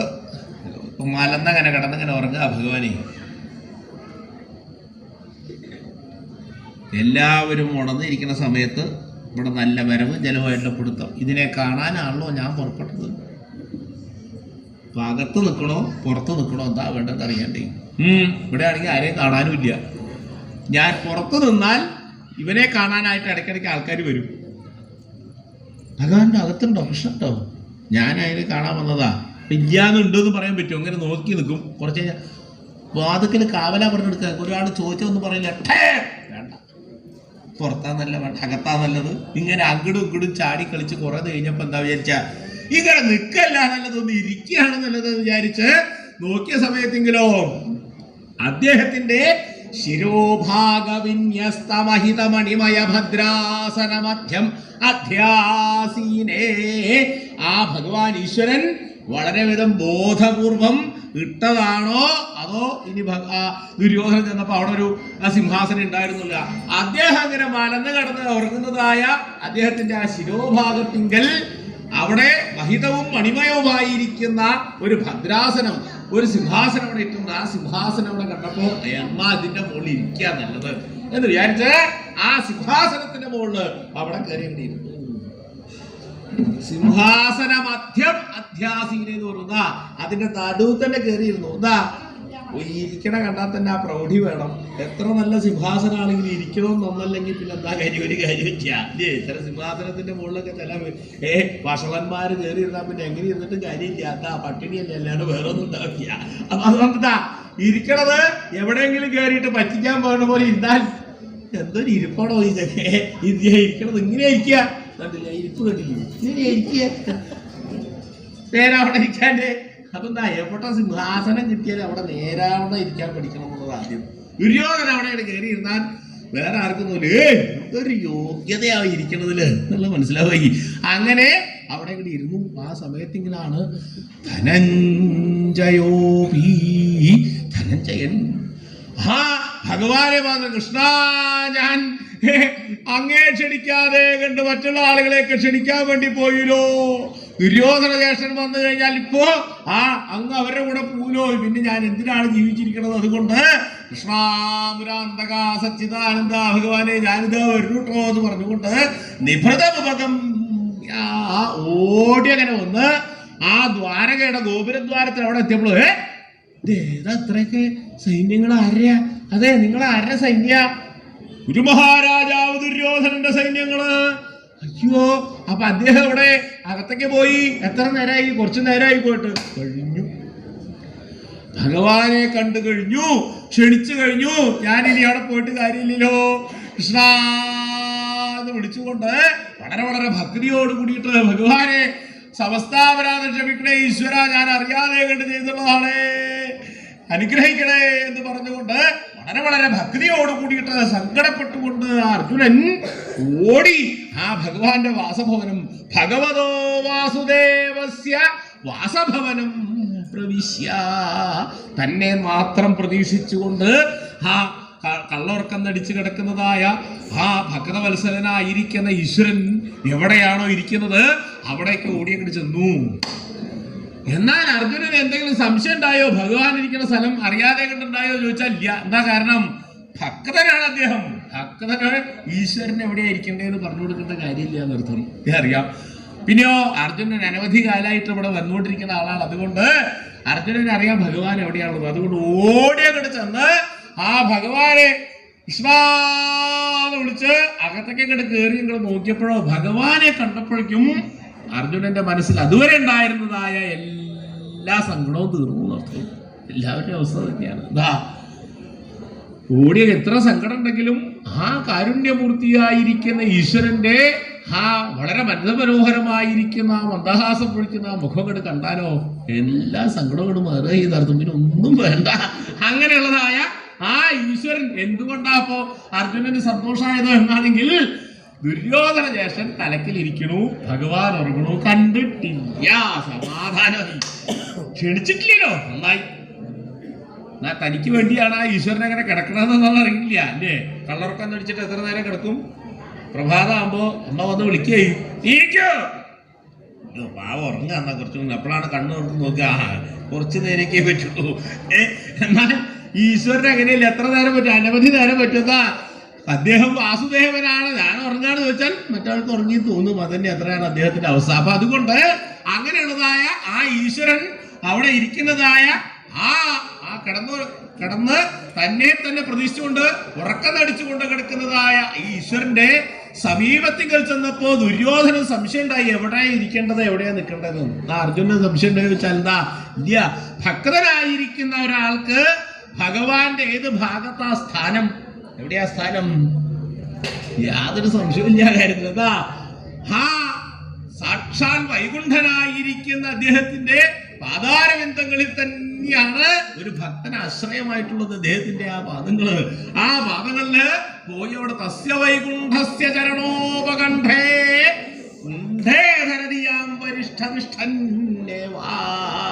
എന്താ യാതൊരു തരത്തിൽ സങ്കോചമില്ല. എന്താ അവിടെ തന്നെയാ ഞാൻ നിൽക്കേണ്ടത്, എന്റെ സ്ഥാനം എവിടെയാണ്?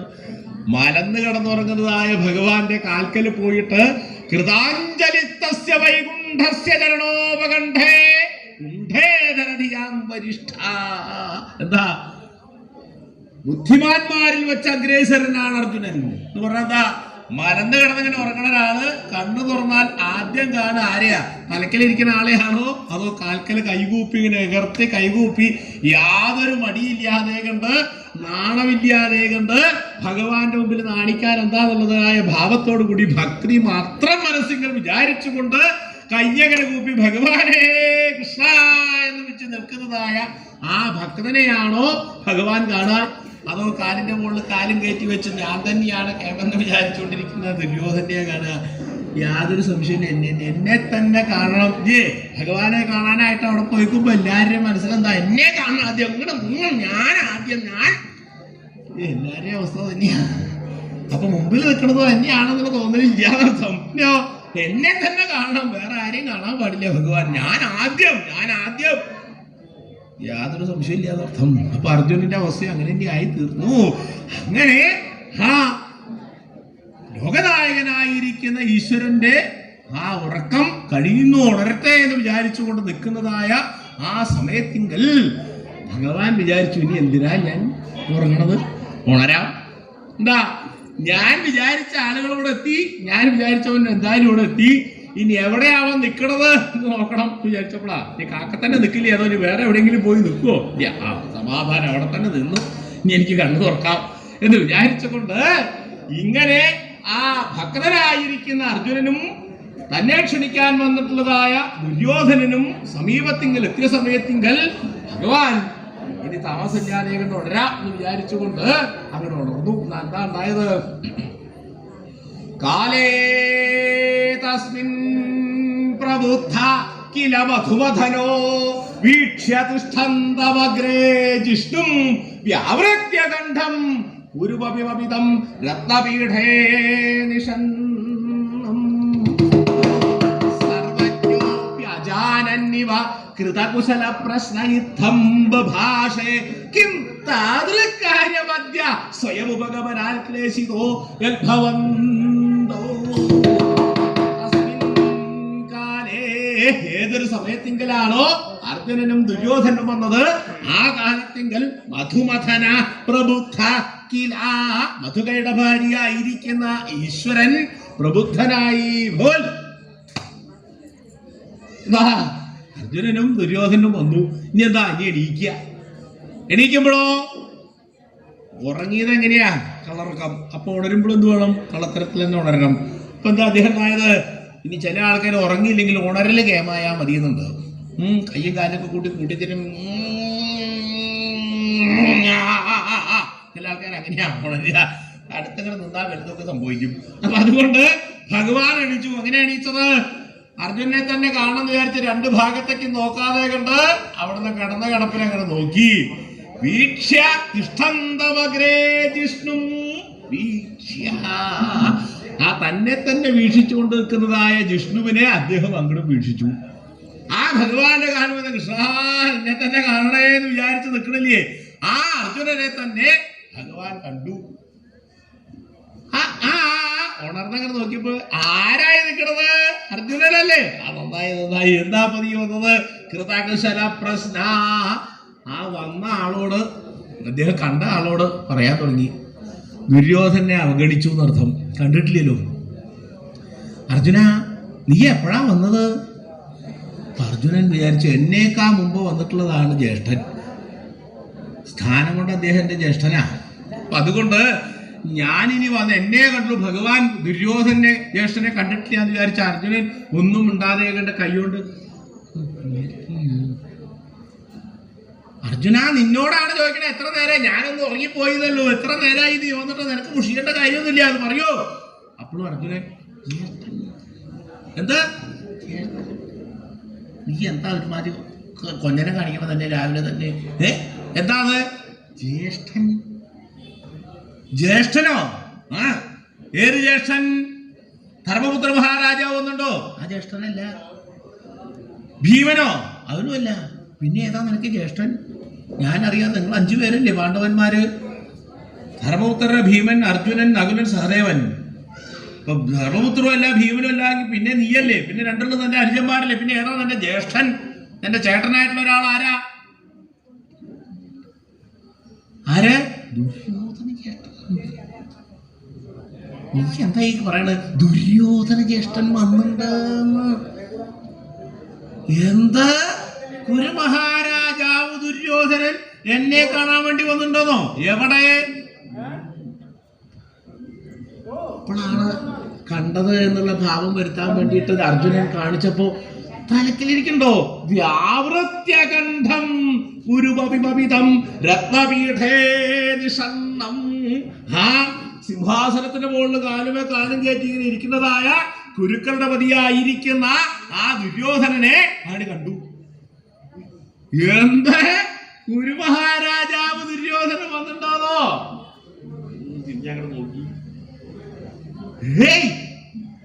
രണ്ടുപേര് ജ്യേഷ്ഠാനുജന്മാരുടെ മക്കള് 2 പേരും കൂടി വന്നിരിക്കുന്നേ കാണാൻ ഞാൻ ശ്രദ്ധിക്കണ്ടായില്ല കേട്ടോ. ദുര്യോധന കുറെ നേരമായി വന്നിട്ട്. കൃഷ്ണ നിന്റെ ഒരു കളിയേ, എന്നെ കണ്ടിട്ടില്ലാന്ന്. അവനെ കണ്ടു. എന്താ? കൃതകുശല പ്രശ്ന. ഒരാൾ വന്നു കഴിഞ്ഞാൽ അങ്ങനെയാണല്ലോ ആദ്യം വേണ്ടത്. എന്താ വന്ന കാര്യങ്ങളൊക്കെ എന്തൊക്കെ ചോദിക്കാന്നൊക്കെ ഒരു സമ്പ്രദായം ഉണ്ടല്ലോ. അപ്പൊ അതുകൊണ്ട് ഭഗവാൻ ചോദിച്ചു, എന്താ കൃതകുശല പ്രശ്നനായി? എന്താ ഇപ്പൊ വരാനുള്ള കാരണം? കിം താദൃക്കാര്യമദ്യ സ്വയമുപഗമനാൽ ക്ലേശിതോ യദ്ഭവന്തൗ. നിങ്ങൾ 2 പേരും കൂടി ഇത്രയും ദൂരം നടന്ന് ഇവിടെ വന്നിരിക്കുന്നതിനുള്ള എന്ത് കാര്യം ഉണ്ടായത് എന്നൊന്ന് പറയണം എന്ന് പറഞ്ഞ സമയത്തെങ്കിൽ ഭഗവാൻ വിചാരിച്ചു, ഒന്ന് എരിവ് കൂട്ടിക്കളയാം. ഞാൻ വിചാരിക്കണത് നിങ്ങൾ തമ്മിലിപ്പോ ശത്രുതയിലാണല്ലോ, എല്ലാവരും കൂടി തല്ലുകൂടി ഒരു വിധത്തിൽ എല്ലാവരും ലോകം മുഴുവൻ പറയാൻ തുടങ്ങി ജ്യേഷ്ഠാനിയന്മാർക്ക് തമ്മിൽ ഏത് നേരം തല്ലാണ് വെക്കാനാണെന്നൊക്കെ പറയുന്നല്ലോ. അപ്പൊ അതുകൊണ്ട് അതൊക്കെ ഒന്ന് അവസാനിപ്പിക്കാൻ വേണ്ടി ഒരു മധ്യസ്ഥനെ കാണാൻ വേണ്ടി അതിനായിട്ട് എൻ്റെ അടുത്തേക്ക് വന്നതാന്നാ ഞാൻ വിചാരിക്കണത്. തന്നെയാണോ? സർവജ്ഞ അജാനൻ ഇവ, സർവജ്ഞനാണ് അദ്ദേഹം. രണ്ടുപേര് യുദ്ധത്തിന് ക്ഷണിക്കാൻ വന്നതാണെന്ന് അദ്ദേഹത്തിന് അറിയാം. എന്നാലോ അജാനൻ ഇവ, അജാനനെ പോലെ ഒന്നും അറിയാത്ത, അജ്ഞനെ പോലെ ഒന്നും അറിയാത്ത ഒരാളെ പോലെ അദ്ദേഹം നിഷ്കളങ്കനായിട്ട് ചോദിച്ചു, എന്തിനാ അപ്പൊ രണ്ടാളും കൂടി ഇങ്ങോട്ട് വന്നത്? ഇതിനാ രമ്യതയിലാക്കാൻ വേണ്ടിയിട്ട്, അടിയൊന്നും ഇല്ലാതെ ഉണ്ടാക്കാൻ വേണ്ടിയിട്ടാണോ? മധ്യസ്ഥനായിട്ട് ക്ഷണിക്കാൻ വേണ്ടിയിട്ടാണോ വന്നത്? ഞങ്ങൾ ചോദിച്ചപ്പോ ദുര്യോധന ഞങ്ങളുടെ ആകപ്പാട് കൂടി, കൃഷ്ണ ഞാൻ വന്നത് മധ്യസ്ഥനത്തേക്ക് പറ്റിയൊരു സാധനയെ കിട്ടാൻ, ഇതിനു വേണ്ടിയാ ഞങ്ങൾ പുറപ്പെട്ടത്. ഇതിനൊന്നല്ല ഞാൻ പുറപ്പെട്ടത്. പിന്നെയോ പാണ്ഡവന്മാരുമായിട്ട് യുദ്ധം വേണം. യുദ്ധത്തിങ്കൽ എന്നെ എന്റെ പക്ഷത്തു നിന്ന് സഹായിക്കാനായിട്ട് കൃഷ്ണനെ ക്ഷണിക്കാൻ വേണ്ടിയാണ് ഞാൻ വന്നത്. അല്ലാതെ കണ്ട് മധ്യസ്ഥതയ്ക്ക് പറ്റിയൊരു സാധനം കിട്ടാൻ ഞാനതിനെല്ലാം യുദ്ധത്തിന് ക്ഷണിക്കാനാ.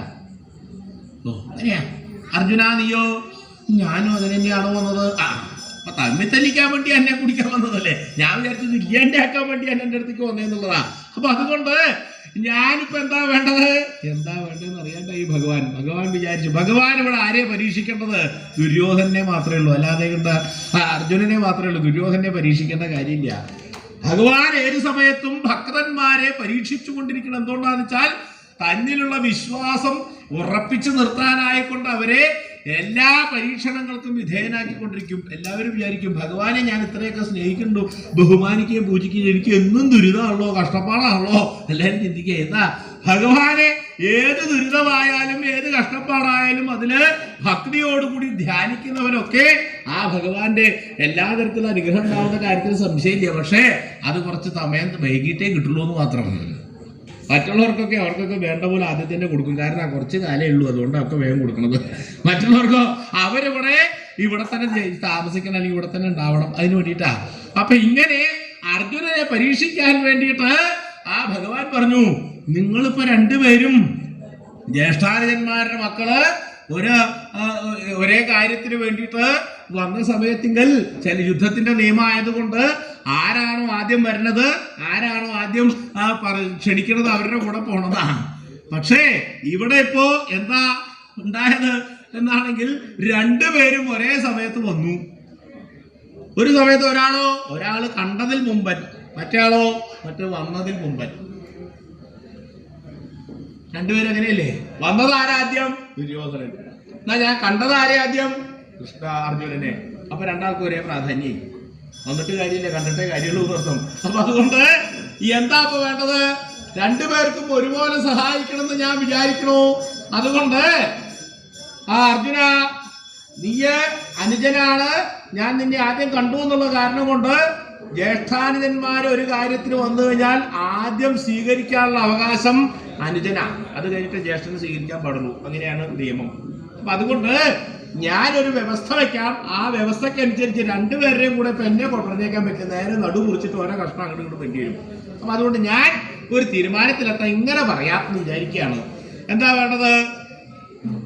നൂനം പൂർവമുപാഗത ഖലു ഭവാൻ ദൃഷ്ടസ്തു പൂർവം മയാ ജിഷ്ണു തൽ സദൃശി ദശേയ വിഹവേ തുല്യേഭ്യ മിത്രദ്വയേ യോധാനാം ശതകോടയസ്തദിഹമേ നാരായണാഖ്യാവതാം സന്ത്വൈകസ്യാമി പരസ്യ ജാസ്മി സജീവോ യുദ്ധേ നിരസ്തായുധ.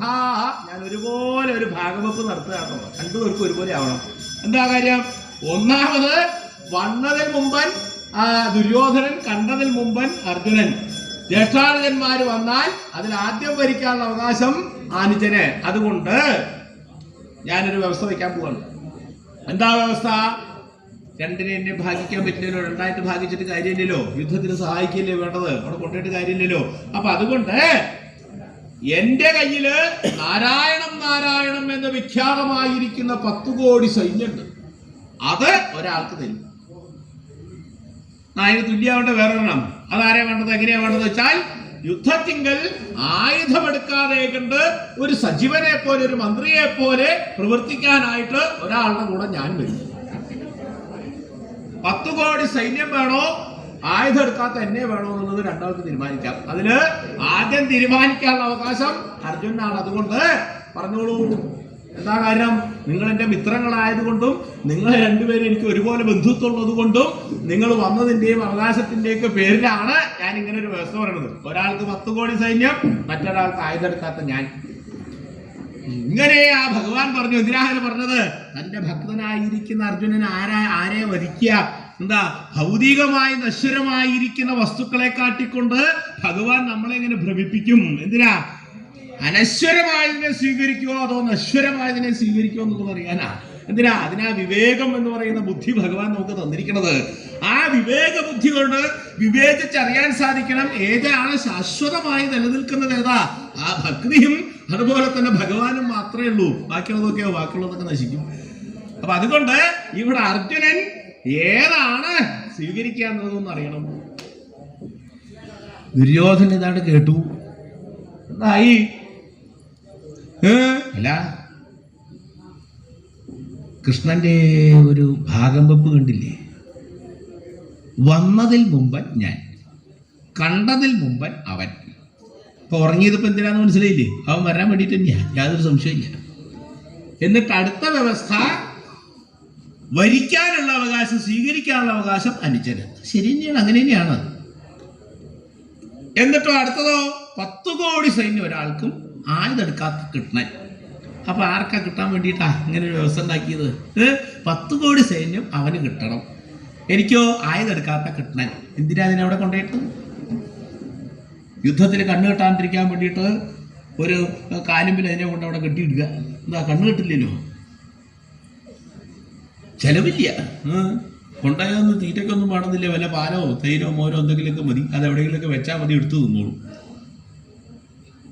എങ്ങനെ സ്വഭാവം ഇല്ലാണ്ടിരിക്കുക ഈ കള്ളത്തരം? കാരണം എന്താ വെച്ചാൽ ജനിച്ചതേ കാരാഗ്രഹത്തില്ല. പിന്നെ എങ്ങനെ സ്വഭാവം? ബാക്കിയുള്ളതൊക്കെ ജനിച്ചു കഴിഞ്ഞ് കുറെ കാലം കഴിഞ്ഞ് പ്രവൃത്തി ദോഷം കൊണ്ടാണ് അങ്ങോട്ട് പോണത്. ഇതങ്ങനെയാ, ജനിക്കുമ്പോഴേ അവിടെ തന്നെയാണ്. പിന്നെ എങ്ങനെയാ നേരിയത്? എന്നാലും ഇത്ര കേമനാന്ന് ഞാൻ വിചാരിച്ചില്ല. അർജുനനെങ്ങാനും 10 കോടി സൈന്യം മതി എന്ന് പറഞ്ഞാൽ ഞാൻ അപ്പൊ പറയും എനിക്ക് ആയുധെടുക്കാത്ത കൃഷ്ണനെ വേണ്ട. അവൻ എന്താ വരിക്കാൻ നോക്കട്ടെ. അപ്പൊ ഭഗവാൻ ഇപ്പൊ ദുര്യോധനൻ എന്താ ഉണ്ടാവുക എന്നുള്ളതിനെ കുറിച്ച് ചിന്തയില്ല. അർജുനൻ എന്താ അപ്പൊ ഇങ്ങനെ ഒരു ഇത് വെച്ച് കഴിഞ്ഞാൽ എന്താ സ്വീകരിക്കാന്ന് അറിയണം. അതേ അവസ്ഥയുള്ളൂ. അർജുനന് എന്തെങ്കിലും സംശയമുണ്ടോ? കാരണം എന്താ, നവനവോന്മേഷശാലിനിയായിരിക്കുന്ന പ്രതിഭാശക്തിയോടുകൂടി പ്രതിഭാധനനായിരിക്കുന്ന ആളാണ് അദ്ദേഹം. പിന്നെയോ ഉണ്ഠേതര വിദ്യാവരിഷ്ഠനാണെന്ന് പറഞ്ഞാലോ ആ ബുദ്ധിമാന്മാരിൽ വെച്ച് അഗ്രേസരനാണ് അദ്ദേഹം. ഇവിടെ ആ ഭഗവാൻ അങ്ങനെ ചോദിച്ച സമയത്തെങ്കിൽ സ്വാഭാവികമായിട്ട് ഭക്തിഭാവം ഉള്ളിലില്ലാത്ത ആൾക്കാർക്കും അതുപോലെ തന്നെ അവനവന്റെ കഴിവിൽ ആത്മവിശ്വാസമില്ലാത്ത ആളുകൾക്കും ഈ നശ്വരമായിരിക്കുന്ന ഭൗതികമായിരിക്കുന്ന വസ്തുക്കൾ ഭ്രമിക്കേണ്ടി വരും. പക്ഷേ ഇതെല്ലാം ഉള്ള ഒരാൾക്ക് ഭക്തിയും അവനവനിലുള്ള ആത്മവിശ്വാസമുള്ള ആളുകൾക്ക് പ്രയത്നിക്കാനുള്ളതായ മനോഭാവമുള്ള ആളുകൾക്ക് വേണ്ടത് എന്തു മാത്രമേ ഉള്ളൂ? ദൈവാധീനം ജഗത് സർവം. എല്ലാം ഈശ്വരന് അധീനമാണ് എന്നുള്ള ചിന്ത. ആ ഈശ്വരൻ ഇല്ല എങ്കിൽ എനിക്ക് എന്ത് തരത്തിലുള്ളതായ വിവേകം ഉണ്ടായിട്ടും ബുദ്ധി ഉണ്ടായിട്ടും ശക്തി ഉണ്ടായിട്ടും ധനം ഉണ്ടായിട്ടും എന്ത് തന്നെ എൻ്റെ കയ്യിലുണ്ടായാലും ദൈവാധീനമില്ല എന്നുണ്ടെങ്കിൽ ഇതൊന്നും സ്വീകരിക്കാനുള്ളതായ അത്രയും യാതൊരു യോഗ്യത എനിക്ക് ഇല്ലാണ്ടാവും. അപ്പൊ അതുകൊണ്ട് ദൈവാധീന സ്വരൂപനായിരിക്കുന്ന ഈശ്വരൻ എൻ്റെ കൂടെ ഉണ്ടെങ്കിലോ എന്റെ ശക്തിയും എന്റെ പ്രവർത്തനങ്ങളും എല്ലാ കാര്യവും ഒരുപോലെ തന്നെ ഏകോപിപ്പിച്ചുകൊണ്ട് എന്നെ ഏറ്റവും വലിയ യശസ്വിയാക്കി തീർക്കാൻ വേണ്ടി എൻ്റെ കൂടെ സദാ ഇരിക്കുന്നതായ ഈശ്വര ചൈതന്യം എൻ്റെ കൂടെ ഉണ്ടെങ്കിൽ പിന്നെ ഈ നിസ്സാരനായിരിക്കുന്ന ദുര്യോധനാദികളെന്നല്ല എത്ര കോടി സൈന്യം വന്നാലും എനിക്ക് നശിപ്പിക്കാൻ സാധിക്കും. എന്താ, പരമേശ്വരനെ പ്രസാദിപ്പിച്ച് പാശവദാസനം കിട്ടി ത്രൈലോക്യം മുഴുവൻ വിജയിക്കാനുള്ള ശക്തി നേടിയിട്ടുള്ള ആളാണ് ഞാൻ. അപ്പൊ അതുകൊണ്ട് എന്നെ തോൽപ്പിക്കാനായിക്കൊണ്ട് ഈ പ്രപഞ്ചത്തിൽ ഒരു ശക്തിക്കും സാധിക്കില്ല. ആരുണ്ടെങ്കിൽ? ഈശ്വരൻ ഉണ്ടെങ്കിൽ. ഈശ്വരൻ മറുഭാഗത്താണെന്ന് വിചാരിക്കുക. എൻ്റെ കയ്യിൽ എന്തൊക്കെ ശക്തി ഉണ്ടായാലും ഞാനത് പ്രയോഗിക്കണ്ട എന്നാണ് ഭഗവാന്റെ ഇച്ഛയെങ്കിൽ പിന്നെ എനിക്ക് ശക്തി ഉണ്ടായിട്ട് കാര്യമില്ലാതെ പ്രയോഗിക്കാൻ സാധിക്കില്ല എന്നർത്ഥം. അപ്പൊ അതുകൊണ്ട് ഞാൻ ഭഗവാനെ തന്നെ സ്വീകരിക്കുള്ളൂ. അതുകൊണ്ട് കൃഷ്ണ മുരാന്തക സച്ചിദാനന്ദ, എനിക്ക് ഭഗവാനെ തന്നെ മതിയെ, എനിക്ക് വേറെ ആരും വേണ്ട. ആയുധെടുക്കാത്ത കൃഷ്ണനെ മാത്രം മതി എനിക്ക്. ദുര്യോധനൻ നോക്കിയിട്ടുണ്ട്. എന്താ പറയണത്? ആയുധം എടുക്കാത്ത കൃഷ്ണനെ മാറ്റി. കൃഷ്ണ, നീ മാറ്റാൻ പാടില്ല. അവന് ആ ബുദ്ധിഭ്രമം സംഭവിക്കുന്നതിന് മുമ്പ് തന്നെ ഇത് അവനൊന്നും സംഭവിച്ചിട്ടുള്ളതല്ല. അവൻ ശരിക്കും പറഞ്ഞിട്ടുള്ളതാണ്. അവൻ ആയുധം എടുക്കാത്ത കൃഷ്ണനെ മതി എന്ന് പറഞ്ഞിട്ട് എനിക്ക് 10 കോടി സൈന്യം തന്നെ വേണം. ആ വ്യവസ്ഥ മാറ്റരുത്. നീ മാറ്റാൻ പറ്റില്ല. ദുര്യോധന, അതൊക്കെ അങ്ങനെ തന്നെ, ഞാൻ സമ്മതിച്ചു. അങ്ങേക്ക് 10 കോടി സൈന്യം. അർജുന, അങ്ങനെ തന്നെയല്ലേ? എനിക്ക് കൃഷ്ണനെ മാത്രം മതി, അങ്ങേ മാത്രം, എനിക്ക് വേറൊന്നും വേണ്ട. ഇങ്ങനെ ആ പറഞ്ഞ സമയത്തെങ്കിൽ ആ ഭഗവാൻ ഈശ്വരൻ ആ തന്റെ സൈന്യാധിപനോട് പറഞ്ഞു, അല്ലേ സേനാനായകൻ, ഇന്ന് മുതല് യുദ്ധം കഴിയുന്നവരെ ദുര്യോധന്റെ കൂടെ പൊക്കോളൂ. നാരായണം എന്ന് വിഖ്യാതമായിരിക്കുന്ന 10 കോടി സൈന്യം അദ്ദേഹത്തിന് കൊടുത്തു. അതിനുശേഷം ആ ഭഗവാൻ ആ ദുര്യോധനെ പറഞ്ഞപ്പോഴാണ് കൃതവർമാവ് എന്ന് പേരായിരിക്കുന്ന ഒരു യാദവൻ, അദ്ദേഹത്തിന് ദുര്യോധനന്റെ കയ്യിൽ നിന്ന് ഗദാഭ്യാസം ചെയ്തിട്ടുള്ള ആളാണ്. അപ്പോ ഗുരുനാഥനാണ് ആ ദുര്യോധനൻ. അതുകൊണ്ട് ഗുരുദക്ഷിണയായിട്ട് ഒരു അക്ഷോഹിണി സൈന്യം അദ്ദേഹത്തിന്റെ വകയും കൂടി കൊടുത്തു. അപ്പോ ആ 10 കോടി സൈന്യം, ഒരു അക്ഷോഹിണി സൈന്യം, തന്റെ കൂടെ വന്നിരിക്കുന്നതായ ചതുരംഗടയായിരിക്കുന്ന സൈന്യം, ഇങ്ങനെ ബൃഹത്തായിരിക്കുന്ന ഒരു സൈന്യവ്യൂഹത്തോട് കൂടിയിട്ട് അതീവ സന്തുഷ്ടനായിട്ട് ആ ദുര്യോധനൻ ദ്വാരകയിൽ നിന്ന് അവിടെ അങ്ങോട്ട് പുറപ്പെട്ടു. ഇന്നത്തെ ദിവസം മോശമായി കേട്ടോ. എന്താ ഇത്രയും സൈന്യങ്ങൾ ഇനി എന്നെ ആർക്കാ തോൽപ്പിക്കാൻ സാധിക്കുക? അവൻ അർജുനൻ എന്താ അവനെ വിളിക്കേണ്ടത് എനിക്ക് അറിയില്ല. എന്താ അവന് കിട്ടട്ടെ എന്ന് വിചാരിച്ച് ഇത്തരത്തിലുള്ള വ്യവസ്ഥയൊക്കെ ചെയ്ത കൃഷ്ണൻ വിഡ്ഢിയനായി. അവനോ അതിനേക്കാൾ വലിയ വിഡ്ഢിയാൻ. കൃഷ്ണ കൃഷ്ണ കൃഷ്ണ എന്ന് പറഞ്ഞ അവസാനം കൃഷ്ണ കൃഷ്ണ കൃഷ്ണ എന്നായി അവന്റെ കാര്യം. കൃഷ്ണ അവിടെ കാണാം, യുദ്ധഭൂമിയിൽ കാണാം പറഞ്ഞ് അവിടെ ഞങ്ങളുടെ കൂട്ടിയാർത്തോ കൂട്ടിയാർത്ത ആഘോഷിച്ചുകൊണ്ട് ആ തന്റെ രാജധാനിയിലേക്ക് അവിടെ ഞങ്ങളുടെ ഹസ്തിനാപുരത്തിലേക്ക് അവിടെ ഞങ്ങൾ പുറപ്പെട്ടു. ആ സമയത്ത് ആ ഭഗവാൻ ഈശ്വരൻ തന്റെ ആ ഭക്തനായിരിക്കുന്ന അർജുനന്റെ ആ കയ്യങ്ങട് പിടിച്ചു. കൈ പിടിച്ചിട്ട് ഇവിടെ വരൂ അർജുന, എന്താ നീ ചെയ്തത്? ഞാൻ ഇത്രയൊക്കെ കഷ്ടപ്പെട്ടത് നിനക്ക് ഈ 10 കോടി സൈന്യം കിട്ടട്ടെ എന്ന് വിചാരിച്ചിട്ടില്ല. ഇങ്ങനെ ഒരു വ്യവസ്ഥ എത്ര നേരം ഞാൻ കള്ളറക്കം നടിച്ചു കിടന്നു. എന്നിട്ട് അവസാനം നിനക്ക് കിട്ടട്ടെ എന്ന് വിചാരിച്ച് കിട്ടിയപ്പോ അവസാനം എന്തായി? എനിക്ക് കിട്ടലേ മാത്രം മതി. ചില ഭക്തന്മാർ അങ്ങനെ എത്ര അവസരങ്ങൾ കൊടുത്താലും ധൈര്യമില്ലാത്ത ആൾക്കാരുണ്ട്. പിന്നെ ഇതന്നെ മതി മതി ഒന്നും ആവില്ല. ഇതുപോലെ ആയില്ലപ്പോ നിന്റെ അവസ്ഥ. എന്തിനാണ് യുദ്ധത്തിൽ സഹായിക്കാൻ സൈന്യല്ലേ വേണ്ടത്? യാതൊടുക്കാത്ത എന്നെ അവിടെ കൊണ്ടുപോയിട്ട് എന്താ കാര്യം? ഇങ്ങനെ ആ ഭഗവാൻ ചോദിച്ച സമയത്തെങ്കിൽ അർജുനൻ പറഞ്ഞു, എന്താ അല്ലേ ഭഗവാനെ, അർജുനന്റെ മനസ്സിലൊരു ആഗ്രഹം കൂടി ഉണ്ട്. എന്താന്ന് വെച്ചാൽ ഭഗവാനെ എന്റെ സാരഥിയായിട്ട് കൂടി കിട്ടണം എന്നുള്ളൊരു ആഗ്രഹം. അതിനു വേണ്ടിയിട്ടാണ് ഭഗവാൻ ഇങ്ങനെ ചോദിച്ചത്. എന്താ അതിന്റെ ഉദ്ദേശം എന്നുള്ളത് ചോദിക്കണ്ടായത്. അപ്പൊ അതുകൊണ്ട് അർജുനൻ പറഞ്ഞു, ഭഗവാനെ ഇനി എന്നെ പരീക്ഷിക്കാൻ പാടില്ല.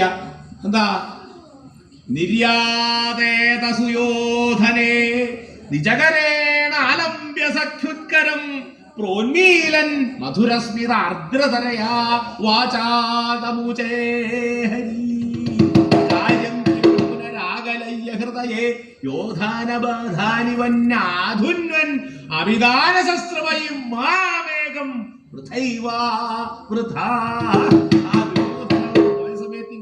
ഭഗവാൻ അടുത്ത് വിളിച്ചിട്ട്, എന്താ നീ എന്ത് കണ്ടിട്ടാണ് എന്നെ ഇങ്ങനെ ആക്കിയത്, എന്നെ മാത്രം സ്വീകരിച്ചത് എന്ന് ചോദിച്ച സമയത്തിങ്കിൽ അർജുനൻ പറഞ്ഞു, എനിക്ക് യാതൊന്നും വേണ്ട, ഭഗവാൻ മാത്രം മതി. ഭഗവാൻ എന്റെ പക്ഷത്തുണ്ടെന്നുണ്ടെങ്കിൽ എനിക്ക് ദുര്യോധനാദികളെന്നല്ല 10 കോടി സൈന്യമല്ല, ഇനി എന്തുണ്ടെങ്കിലും എനിക്കതിനെ ജയിക്കാനായിട്ട് സാധിക്കും. അല്ലേ ഭഗവാനെ, അങ്ങ് മറുഭാഷത്താണെങ്കിൽ ഇതൊന്നും എനിക്കുണ്ടായിട്ട് ഒരു കാര്യമില്ലേ, അതുകൊണ്ട് അങ്ങേ മാത്രം മതിയേ എന്ന് വളരെ വളരെ ഭക്തിയോടുകൂടി പറഞ്ഞു. ആ സമയത്തിങ്കിൽ ഭഗവാൻ, എന്തായാലും ഞാൻ ഏത് സമയത്തും ഉണ്ടാവണം എന്ന് പറഞ്ഞാൽ നടക്കുമോ? ഞാൻ എപ്പോഴാണ് വേണ്ടത്? എല്ലാപ്പോഴും ഉണ്ടാവണം.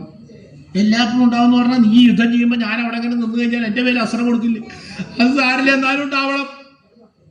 അവിടെ ഉണ്ടാവുന്നത് യുദ്ധഭൂമിയിൽ പോകുമ്പോൾ ആകെ 2 ആളല്ലേ പാടുള്ളൂ. ഒന്ന് ആ യോദ്ധാവും പിന്നൊന്ന് തേരാളിയല്ലേ ഉണ്ടാവാൻ പാടുള്ളൂ. അല്ല, ഭഗവാൻ എൻ്റെ കൂടെ തന്നെ വേണം. ഭഗവാൻ മനസ്സിലായോ? പറയില്ല. എന്താ സാരഥി ആവണം എന്ന് അവന് പറയാൻ പറ്റില്ല. എന്നോട് അവന് ഈശ്വരനോട് അങ്ങനെ പറയാനുള്ളതായിട്ടുള്ളതുണ്ടോ എന്ന് ചോദിച്ച സമയത്തെങ്കിൽ ആ ഭഗവാൻ വിചാരിച്ചു, എന്തായാലും ഇവന്റെ ആഗ്രഹം അതാണെങ്കിൽ അത് സാധിച്ചു കൊടുക്കണം. തതസ്തേനാർത്ഥിതവന്വംസ്ഥ സാരഥ്യമീശോ ജഗതാം ത്രയാണാം തമാശ്രയാനാമവനായ കർമ്മ നീചൈരഭി സ്വീക്രിയതേ മഹദ്ഭീ. എന്തായാലും ആ ഭഗവാൻ ഈശ്വരൻ അദ്ദേഹത്തിന്റെ അവസ്ഥ എന്താണ്?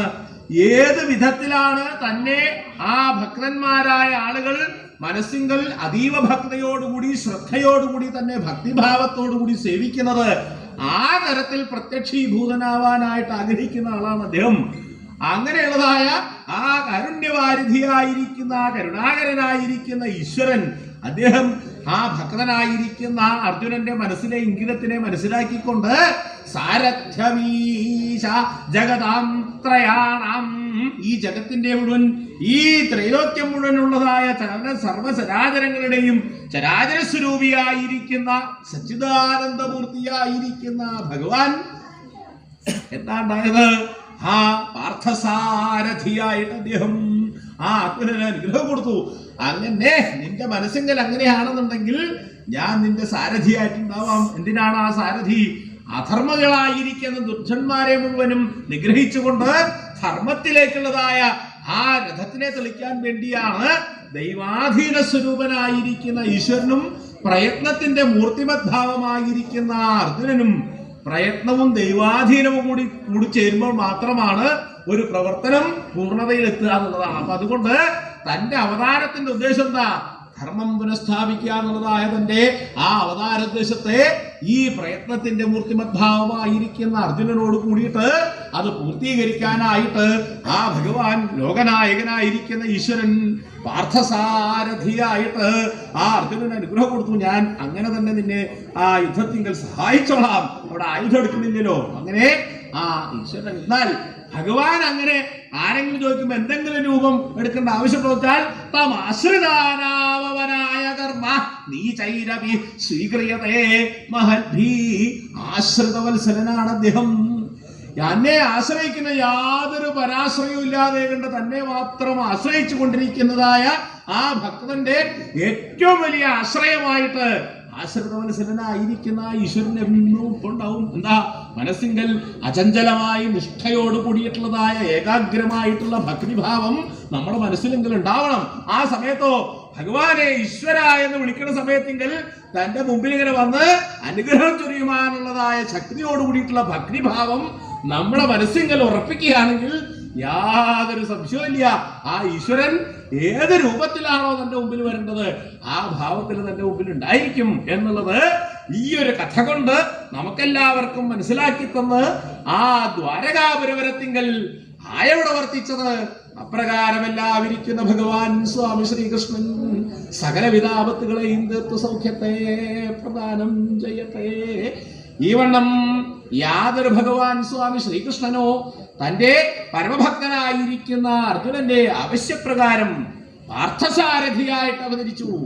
ആ പാർത്ഥസാരഥിയായി അവതരിച്ച് ധർമ്മം പുനഃസ്ഥാപിക്കണമെന്നതായ ഇച്ഛയോട് കൂടിയിട്ട് ആ ദ്വാരയെങ്കൽ അയോട് നടത്തു. എല്ലാവർക്കും ആ ആശ്രിതവത്സരനായിരിക്കുന്ന അദ്ദേഹത്തിന്റെ ആ ഈ കഥ കൊണ്ട് എന്താണ് നമുക്ക് മനസ്സിലാക്കി തരുന്നത്? ഭക്തി ഉണ്ടാവണം. അത് ആരെയും കാണിക്കാനോ അല്ലെങ്കിൽ എന്തെങ്കിലും നേട്ടങ്ങൾക്ക് വേണ്ടിയിട്ടുള്ളതല്ല. പിന്നെന്താ? നിഷ്കാമമായിരിക്കുന്ന ഭക്തി, യാതൊന്നും ആഗ്രഹിക്കാതെ കണ്ട് ഭഗവാനെ ഏത് സമയം എൻ്റെ കൂടെ ഉണ്ടാവണേ എന്നുള്ളതായ ചിന്തയോട് കൂടിയിട്ട് എല്ലാവരും പ്രാർത്ഥിക്കുകയാണെങ്കിൽ ആ ഈശ്വരൻ നമുക്ക് ഇന്നും അനുഗ്രഹം ചൊരിയാനായിട്ട് നമ്മുടെ കൂടെ ഉണ്ടാവും. അങ്ങനെയുള്ള ആളാണ് ആ വാസുദേവൻ. ആ വാസുദേവൻ നിങ്ങളുടെ എല്ലാ തരത്തിലുള്ളതായ ദുഃഖങ്ങളെയും തീർത്ത് സൗഖ്യത്തെ പ്രദാനം ചെയ്യട്ടെ. ഈ വണ്ണം യാതൊരു ഭഗവാൻ സ്വാമി ശ്രീകൃഷ്ണനോ തന്റെ പരമഭക്തനായിരിക്കുന്ന അർജുനന് പാർത്ഥസാരഥിയായിട്ടുള്ളതായ അവസ്ഥയെങ്കിൽ ആ അനുഗ്രഹം കൊടുത്ത് ആശീർവദിച്ചത് അപ്രകാരമെല്ലാവിരിക്കുന്ന ഭഗവാൻ സ്വാമി ശ്രീകൃഷ്ണൻ സകലവിധ ആപത്തുകളെയും തീർത്ത് സൗഖ്യത്തെ പ്രദാനം ചെയ്യട്ടെ.